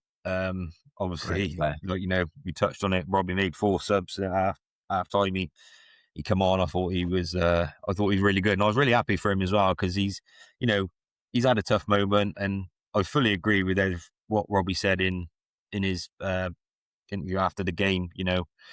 Nick Horton come in with like really high expectations from what he'd done previously. At Fylde in the league, he's obviously had tough moments. It's been tough for him. He's sort of been in and out of the team. So, like I said, yeah, it was nice. It was really good for him yesterday to, get that goal. But it was the way he got the goal as well. It was the way he ran it from our half, and then he took it onto his right foot, and then just finished it in the bottom corner there, posting in. And yeah, just really happy. You could see what it meant to him as well. I mean, his celebration just said it all, really. So, yeah, I mean, overall, really happy for him and Miller to get their goals. I think they're fully deserved. Yeah, and you can say that about a lot of players, but them two in particular, I think it's really good for them to get their own goals. Yeah, definitely. And he might be that player who might be the difference between you going far in the playoffs or not. Because he has got those bits of quality, hasn't he? Yeah, it'd be nice to see him get a bit of a run in the team. Like I said, after that performance yesterday, hopefully he can nail a bit of a starting spot down and push on for the running. Yeah. Robert's thoughts. He used a new word yesterday, character. And to be fair, Sean, character is probably the right word. It does take character because Eastleigh is an hard place to go, isn't it? Well, predominantly, yeah. Like I said, of late this season, they've been really not good, have they? I think the table shows that. I think the form shows that. But yeah, I think predominantly, it is a bit of a banana skin for teams. So it was nice to, come out on top in the end yesterday. It did. I just hope we learn from them individual errors and learn quick, because if we do that in the playoffs against better opposition, we're going to struggle to, pull a 2-0 deficit back, I think. Yeah. Because like I said, the pitch did actually look okay in the highlights yesterday, but I don't know if Chris can remember when we went there in 2015 in our promotion winning season back to the Football League. Cheltenham done a half a season video, and it's called Fly on the Wall, and Cheltenham turned up at Eastleigh on the coach. And can you think back to Home Alone, when they turn up in Florida and it's raining and they're all looking out the window. It was like the Cheltenham players are looking at it because you could see the pitch, and the pitch was like a beach and it's like a sand pit. And unfortunately, it was that bad. Dylan Phillips, a goalkeeper, ended his season there. He ruptured his ligaments in his knee. So the pitch looked a bit better yesterday, Sean. Yeah, it didn't look too bad. Yeah, like I said, it was, they're predominantly a stronger side, and when you play teams like that, you always worry that, it is going to be a bit of a banana skin for you. But I mean, yeah, it was nice to get the job done. Like I said, I thought overall you can't be too disappointed. Just hopefully we cut them individual errors out. Thought it was quite good. Robbie making the 4 changes sort of seemed to have a good impact as well. Good impact, yeah. But he did say, he said, I didn't shout at half time. He said there was no point. He said the players were kind of digging each other out anyway. Yeah, I think the thing with him is, though, as well, is it doesn't matter. Like, it always he will always try and win a game. Like I've said it so many times. A lot of his substitutions, they're always quite attacking. Even when we're winning, he'll still play to try and score more. And then if we're drawing or losing, he might make changes to again try and win the game and score goals. So you got to give him some credit there. And like I said, he didn't come out, said he don't shout at players at half time. And again, I think you got to give credit for that, because sometimes, if it's me, I'm a little bit more hot headed than that. And he said he could have made 8 changes. I'd probably be throwing air dryers around. Those days are gone. You got to put your armour in them now, Sean. Brilliant. That's Forest Green Rovers. Thanks, Sean. No problem. Let's go on to Cheltenham Town. Sponsored by Emirates Racing. Find them on all of your socials and online. And if you've got any questions, do get in contact with the pod, and then we can ask her any questions, especially Chris, because he's an expert in it.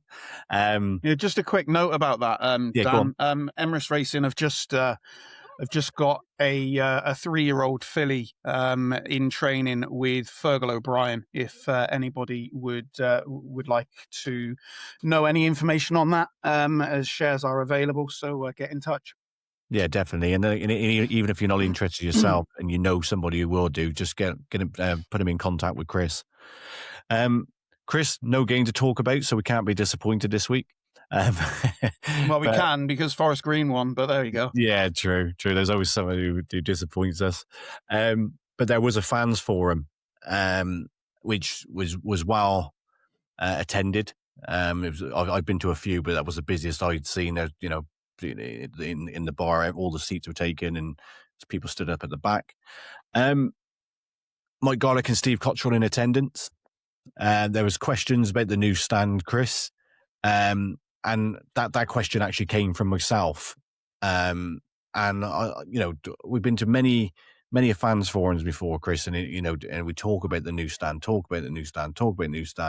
and it's always, oh yes, it's going to happen. We're looking. So I changed the question to Mike Garlick, and I said, we've asked these questions many a time. Not when's it going to be done, but how are we going to do it? How are we going to finance it? The stand is they reckon going to be in the region of 10 to 15 million pound to build, with what the club want.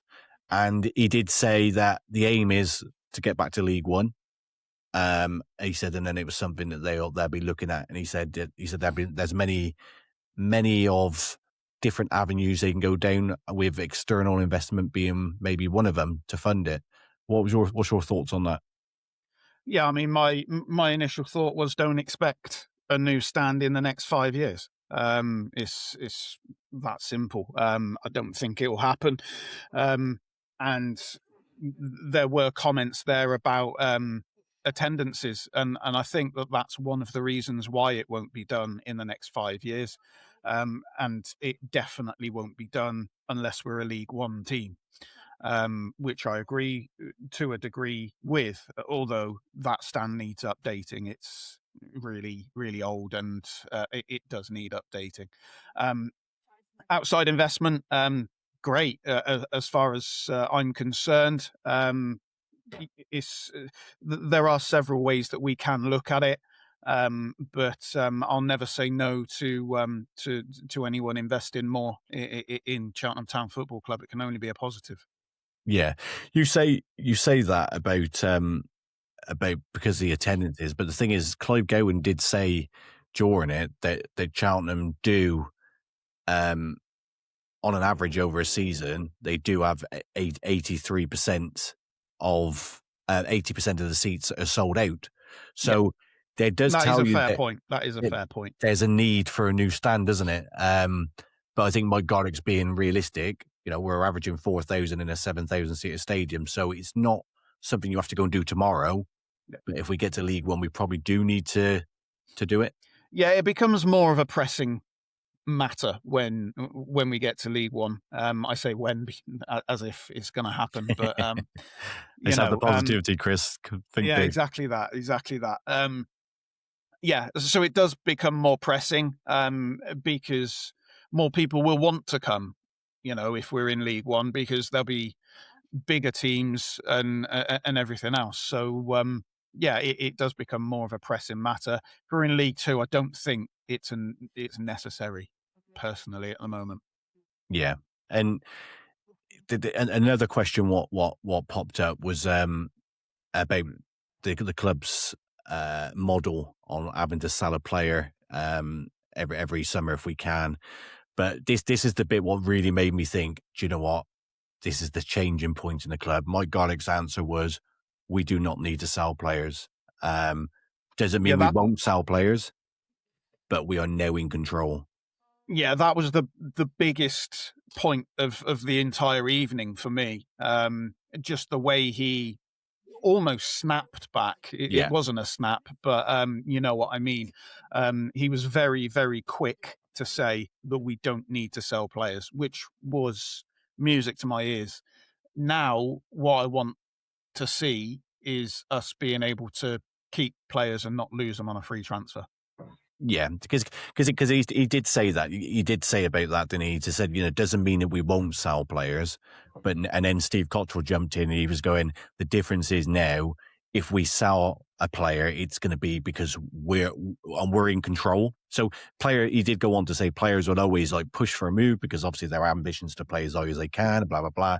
But he then said this story about a player who come in and told him he wanted to move to another club. He said, in the bid come in for 350,000. He goes, I spoke to the chairman at the time and he said, oh, we want double that. And Steve went, no, I want more than that. He said, in 7 bids later, he goes, I get the club £2.5 million for this player. Million, yeah. That's the sort of, that's the thing I liked, is the fact now that, yes, we know like. Who was that? Jordan, say again. He didn't give a name. No, you wouldn't give a name. You must have sold a player for £2.5 million. Then. No, it wasn't us. Oh, I see. One of his previous clubs. I've got a sneaking suspicion it was a Burnley player. Yeah. Just because of the comment he made afterwards. Yeah.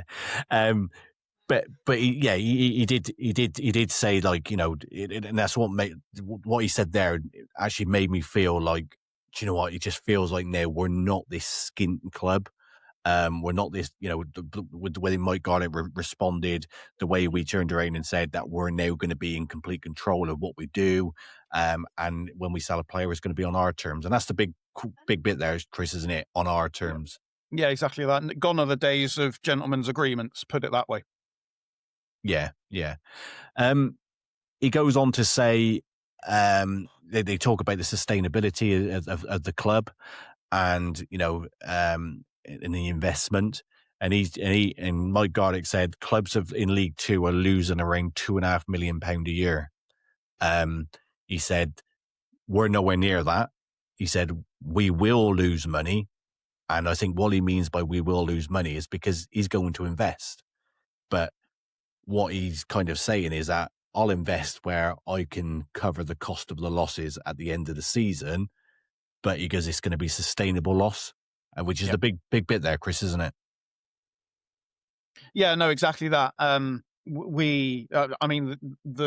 finances got released for 2025 recently, and it was a small loss. And I think that that's what we'll see moving forward. It'll be small losses. We're not going to be, it was alluded to on the night with MK Dons' wage budget. We're never going to have, well, I say never, but we're not going to come close to that as a wage budget anytime in the near future.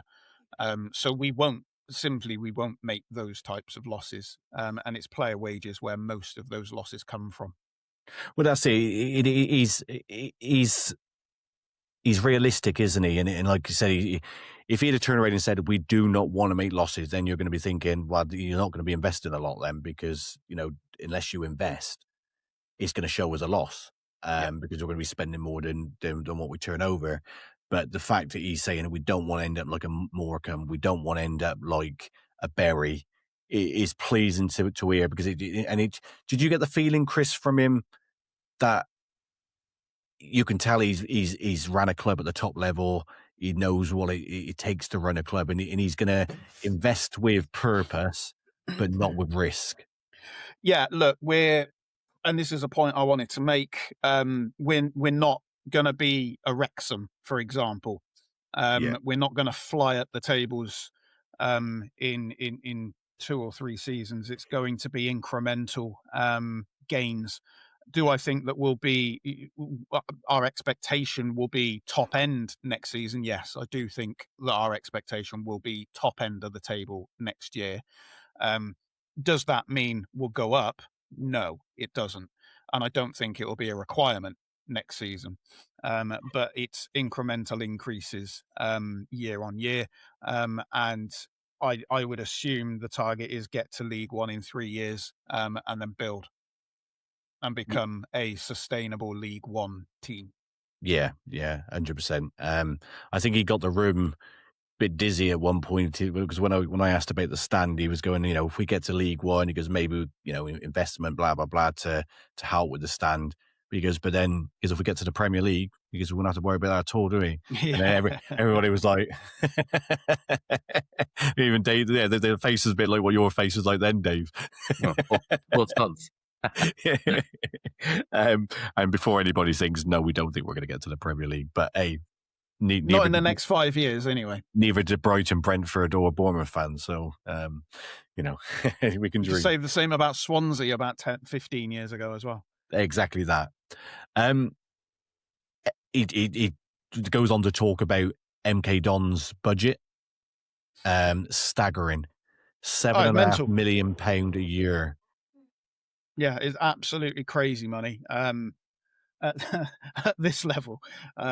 But that, I mean, look, there's over the last kind of 3, 4, 5 years, the money in the bottom divisions of the EFL, it has slowly crept up and up and up and up and up. And look, MK Dons are a massive club. They've got a massive stadium and they've got massive amounts of money behind them. So it was going to happen. It's just, look, it's uncompetitive for other teams like us. I'd be surprised if we ever have a wage budget of £7.4 million a year in the next 10 years. Amazed. But that's the crazy thing, Chris, isn't it? Is like, I think he mentions it to say that, this, yes, I've come in to invest in the club, but this is still what we have to deal with. Now, he might be a wealthy man, but he's become wealthy because he's not stupid. He knows how to invest money and what have you. But it just shows the importance that Cheltenham did sell in the summer and bring Mike Gardick in, because clubs like MK, you say they're a massive club. I think they're a club with massive potential.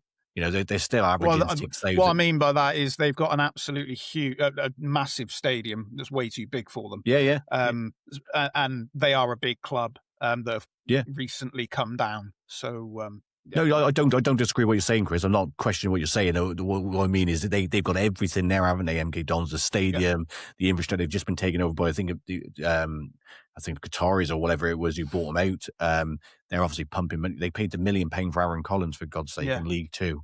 Do you know what I mean? So it just goes to show, and I think Mike Flynn made the comment before he was sacked at the last forum, that there's players now in League Two demanding $5,000 a week minimum. Yeah, it's crazy. So it just goes to show that the investment is important.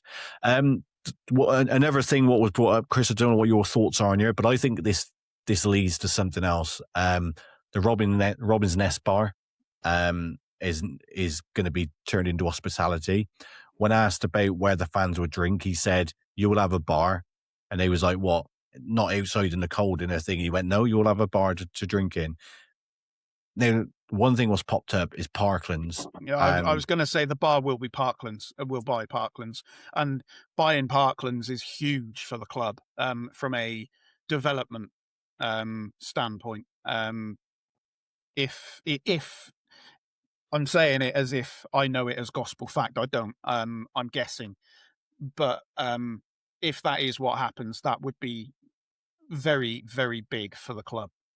Yeah, I the exact same thinking. I was talking to somebody towards the beginning of the season, and I jokingly said to him, I said, "Do you think the club's going to go for Parklands? Because Parklands have been in financial trouble, and I think there's something going on with the council." And he just looked at me and went, "Watch this space." So I got a feeling this all links into that. And as you said, that would be massive for places for the fans to go and drink before the game. The fact that Cheltenham Town pay Parklands a fee every season to use the access so they can get to the turnstile. There was a huge thing about that. Was it last season? 200 grand. Yeah, they blocked us from using it for a little while because of unpaid rent or whatever it was. If you go back to pre-season last season, I think, I can't remember which game it was. It might have been a Swansea game, that the turnstiles for the Colin Farmer were closed is because Parklands wanted to charge Cheltenham £1,000 to open the gates for them to use the turnstiles in the corner. So Cheltenham just closed that part of the stand for the pre-season friendly. Now, in the long run, it's going to be beneficial to Cheltenham because they won't be paying probably 30 grand or whatever they pay him a season for access. But as you said, the development of the Prestbury Road end, which is another stand that they're looking to redevelop, access point of there would be massive as well, wouldn't it? Yeah, 100%. It's buying that parcel would be huge in the development of the club, and particularly, like you say, that stand. It's also a good car park. I've parked my car in the Parklands car park, and it's decent. Don't get me wrong, it's grass, but yeah, it's a good area to have. Yeah. And then there's so much, I've never been in Parklands Bar. I used to park in there years ago. I have. It's not too bad. It's a little rundown, but it's not bad, and they do some really good food there as well. So if before we buy it and decide to send the food out to a third party company, get yourselves down to Parklands and buy yourself some pre-match food. Yeah. So watch the space with that one. He did say By the way, I haven't got any links with Parkland at all. You'll find out Chris has got 25% share, isn't it? He did go on to say that there will be a fan zone will be built, and the early noises are it's going to be like sort of like a marquee kind of one with televisions and heating and what have you in there. So yeah, we all know where that's probably going to end up going. Well, if you're thinking Cakebridge, no, it's not. And the reason being because we've only got a 3-year lease on Cakebridge, which I still think we'll try and buy. Again, part of the main standard redevelopment. But apparently they're not going to put it on there. The talk at the last fans forum was, not fans forum, at the last shadow board meeting was that they may put car parking in Cakebridge and then put the fan zone on our car park. So if that's the actually council what I was getting at, to be honest. Yeah, so if the council come back and say, we need that land back, we haven't spent thousands of pounds building a fan zone for it to have to be taken down. Yeah, that's what I was getting at, to be honest. It'll go in what is now our car park. Yeah. Sorry, mate. I thought you were going to say Cakebridge. No. That's me butting in for once. That's all right, mate. No worries. So there was there could be a link between St. Joseph is a club in Gibraltar, obviously playing the Conference League. They was asked about Antequera, and he said it's very unlikely that we'll have any sort of link between them because even though they're in the Spanish third division, which is theoretically League One in England, the standard is way below League Two. He said so. It'd have to be they'd have to pick up a couple of special players for him to consider moving them to Cheltenham. But he said St. Joseph's may be different. He said there might be players who can go both ways out to St. Joseph's and vice versa. They did have 2 officials from I thought it was Antiquera who come over, but someone else said St. Joseph, but I think it was Antiquera. So they did come over last week. Had a look at Cheltenham, looked at obviously the data analysis systems we use and all, which I was really impressed with. But are you pleased, Chris, that we've theoretically got 2 other clubs that we can feed into and use? I mean, the Spanish club, the other thing we've got to think of is nationality. And with us not being in EU, that's not going to help. St. Joseph's, they're all British citizens, so that is something that we can definitely tap into. So yeah, that's pleasing. I mean, the thing it also came up about pre-season, and going over to Spain, etc. Unfortunately, the seasons don't really marry up. But there's nothing wrong with going to Spain for a warm weather camp in pre-season. And that's a little holiday for the fans as well. So there's loads of positives to take from it. Time will tell in relation to the quality of player that we can bring over from Gibraltar. I'm not particularly well versed on Gibraltar football.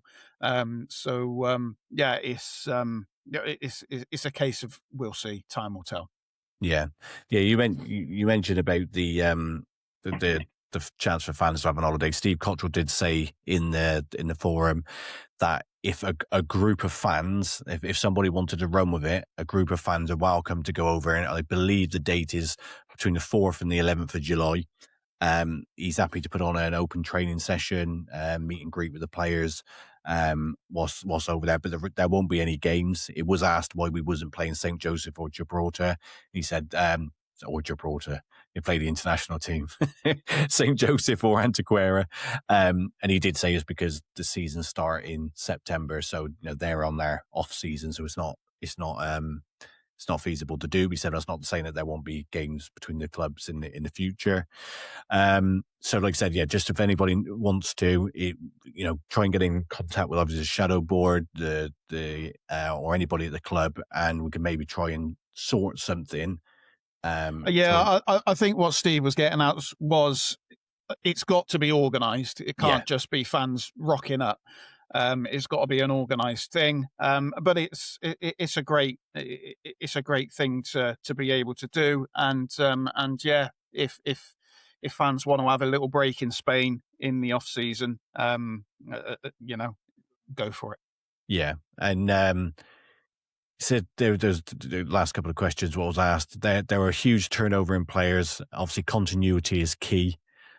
Steve Cottrell said a lot of people would expect a lot of players to be going. He said, but we're in a different place now to where we was when he first came in. He said, about players having confidence and things like that. He said there will be conversations going in the background with a few, but there will be movement in and out, which is obviously what we expected anyway, wasn't it, Chris?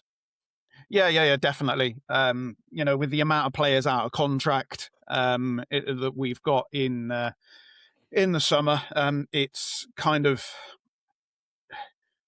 unquestionable that we'll have players leave, and we'll have new players coming in.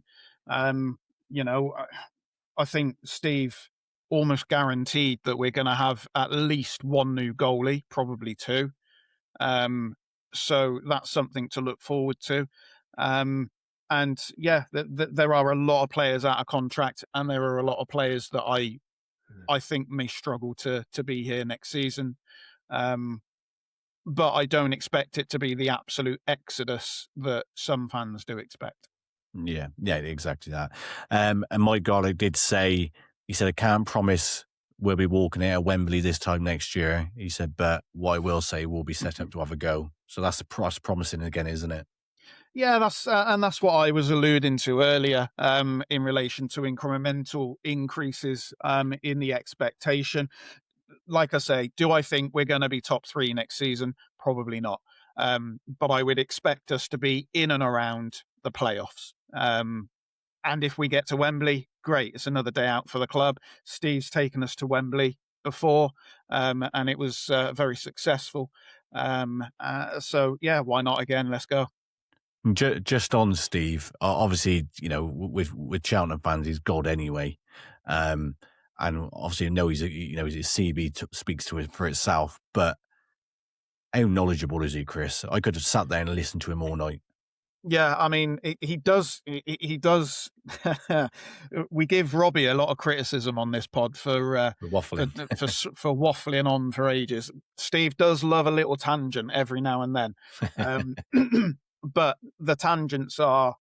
He fills your head with knowledge, and some of what he said there were really great insights as to, what the team have done, what they're looking to try and do, and you could just listen to him all day.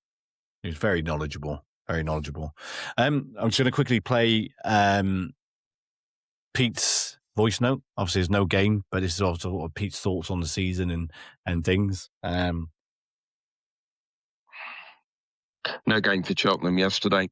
Interesting results. Cheltenham probably still need 3 more points to be safe. Thoughts not turning to next season. Steve Cottrell's already indicated there'll be evolution, not revolution, and that's got to be right. The team have done really well over the time he's been in charge, averaging out at 62 points over a season if they continued at this rate of points per game. But changes will be needed. There's no doubt about that. Changes in goal. Joe Day will move to being a goalkeeper coach. 1, possibly 2 new centre halves will be needed. A left back as well. Jonathan Tonkinson has done his best playing left back. I would always prefer somebody playing on their proper foot, which in Tonkinson's case would mean him playing on the right or even at centre half. Midfield reinforcements likewise. Ben Stevenson's got an option. I'm sure he will stay. He's been really good for Cheltenham. I'd give Luke Young another year as well. But there will need to be reinforcements there. And of course, the can we sign Isaac Hutchinson debate will start to rage. I think that will be difficult. Anybody who scored 18 goals in all competitions for 2 different teams from a midfield position is likely to be highly valued by others. In terms of going forward, Jordan Thomas, again, I fear we will not see at Cheltenham. He's not signed a new contract. He's likely to go. Probably means 2 more wide players, possibly in the type of style as Jake Bickerstaff. Bickerstaff has done really well playing wide on the left, and I think he is likely to continue in that position next season. Probably 2 players needed in wide positions. Up front, definitely need more firepower. The fact that Hutchinson is the leading goal scorer by some way, and between them, Cheltenham strikers Angol, Miller and Davison have scored 4 in the whole season, says you need more firepower up there. I would expect Davison might sign. I think he's done really well since joining Cheltenham, but at least 2 other options will be needed. Having said evolution, not revolution, it could still be a busy summer. What do you think of that, Chris? Thanks, Pete. Yeah, thanks, Pete. By the way, it sounds like he's got a bit of a cold there, so I hope you get well soon if you have got a cold, Pete. Yeah, no, I am inclined to agree with everything he says there. I do think there will be a lot of players leaving, but I think the core of the team will probably remain pretty similar, with the exception of Jordan Thomas and Isaac Hutchinson and Joe Day. I think the core will remain quite similar. I agree. We need a striker. I don't think Miller will probably be here the next season. I don't think that. I agree that I think Davison will probably sign, and I agree that Bickerstaff will probably play from the left. Josh Martin, I don't know what his kind of situation is, but I don't think he's going to be here, and we will need a left back. I don't think Arkel Boyd will be here next season either. So we'll probably need another right back. Yeah, no, I agree. I think Josh Martin has got all the ability under the sun. He scored 4 goals this season, but I just don't think Steve Cottrell trusts him without the ball, i.e. at Harrison Sona. And well, I mean, Martin got the winner, didn't he, in Cots' first game? Yeah, he got the second goal, didn't he? Made it 2-0. But I think that Cheltenham are going to want to get a lot of their business done early, especially because they're going on a pre-season tour to Spain. And the whole point of it is because it's a training camp, is for players to bond. So going out there for the 4th of July, I think we'll probably see a busy June. I think hopefully that Russ Milton and Keeper have identified targets, and they're I'm sure they have, and they'll be sitting down with Steve quite early on, I think, and making things like Mark Garlick said. Can't promise we'll be walking out of Wembley, but we'll be set up to have a go. So that's positive, isn't it? Yeah, look, I mean, the key one for me is replacing Isaac Hutchinson, because as much as anyone thinks he could possibly stay, I just don't see it. He's going to be in League One next year. I'm almost positive. The only saving grace is that he is really happy at Cheltenham. Yeah. That is the only saving grace. But I just don't see him being here next season, and he's the key one to replace, as well as bringing in a striker that is going to score some goals. Did anybody read John Palmer's interview of him? Yeah, I did. Yeah, he turned down the chance to sign for Sparta Prague. I know, yeah. He went out on a trial, and they wanted to give him a contract, but they wasn't going to sort his digs out for him. Yeah, they weren't going to sort out his accommodation, so he chose Southend. Southend, and ended up going to Derby and what have you. But I think he's probably 5%. There's a 5% chance because she loves the club. And I think if you read that interview, I think he's going to be very careful about his next move. He's not going to just jump at any move. It's going to be what's going to be right. He's been at a few dodgy ones, hasn't he? Bless him. That's what he said. Because in hindsight, shouldn't have really gone to Bristol Rovers, but the way they sold the club to him and all, he said it's same. So I think he makes sure he makes the right decision. Like I said, I don't see it, but if Mike Garlick turned around and sold him the dream and said, this is what we're doing and this is what we'll pay you, there's always that 5% chance. But I think 95% chance he's not going to be here. But anyway, thanks, Chris. That's Cheltenham Town. Welcome. Let's go over to one more thing. I'm really sorry. One more thing. I just wanted to say a happy birthday to John Finnegan. He's 50 today. Happy birthday, John. What a legend. You done a video from my wedding, which is brilliant. One of my favourite players, John Finnegan. Happy birthday, John. Right, let's go over to Scores on the Doors with Sean. Next up is Talk of the County's Prediction League and Scores on the Doors by Sean Baker. Yeah, so it's pretty much as you were last week with the table and all that. We all got 3 points, no correct score, but we all got 3 correct results. So Dave's still top with 64. Dave's still top with 67. Chris is second with 64. I'm third with 63. And Dan's still languishing at the bottom on 55.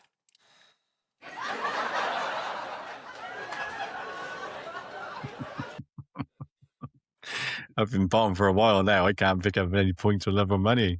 I used all my luck up at the beginning of the season, I think, guys. Just remember, Dan, I was bottom for ages and ages and ages. We're running out of games now, though, Chris. That's the problem. I picked up at the right time. I'll make that late dash for Europe, hopefully, and get second or something. But let's go on to the games for next week. We've got an Easter bank holiday double-header, but we'll only be covering one game today because obviously the next one will be covered on next Sunday's pod. So Cheltenham travelled to Chesterfield. There's been 15 head-to-heads between the two clubs. It doesn't read well for Cheltenham. We've not got a very good record up there. Chesterfield have won 9 against Cheltenham, and Cheltenham have won 3. Last time out was a 2-0 win for Chesterfield in August at Wadham Road. Chris, what's your scores and prediction? Chesterfield seem to go win-lose, win-lose, win-lose, win-lose, win-lose. They won their last game, so they're probably due to lose. But I'm going to go with a 1-1 draw. Ooh. I'll take that. Sean? I'm glad Chris went for that because I wrote down 1-1 for me. And then after everything you just said, I was a little bit worried and I was thinking, shall I change it? But I'm going to stick it 1-1 if Chris has gone 1-1. I did forget to say there's been 3 draws as well, and Cheltenham drew at their last season.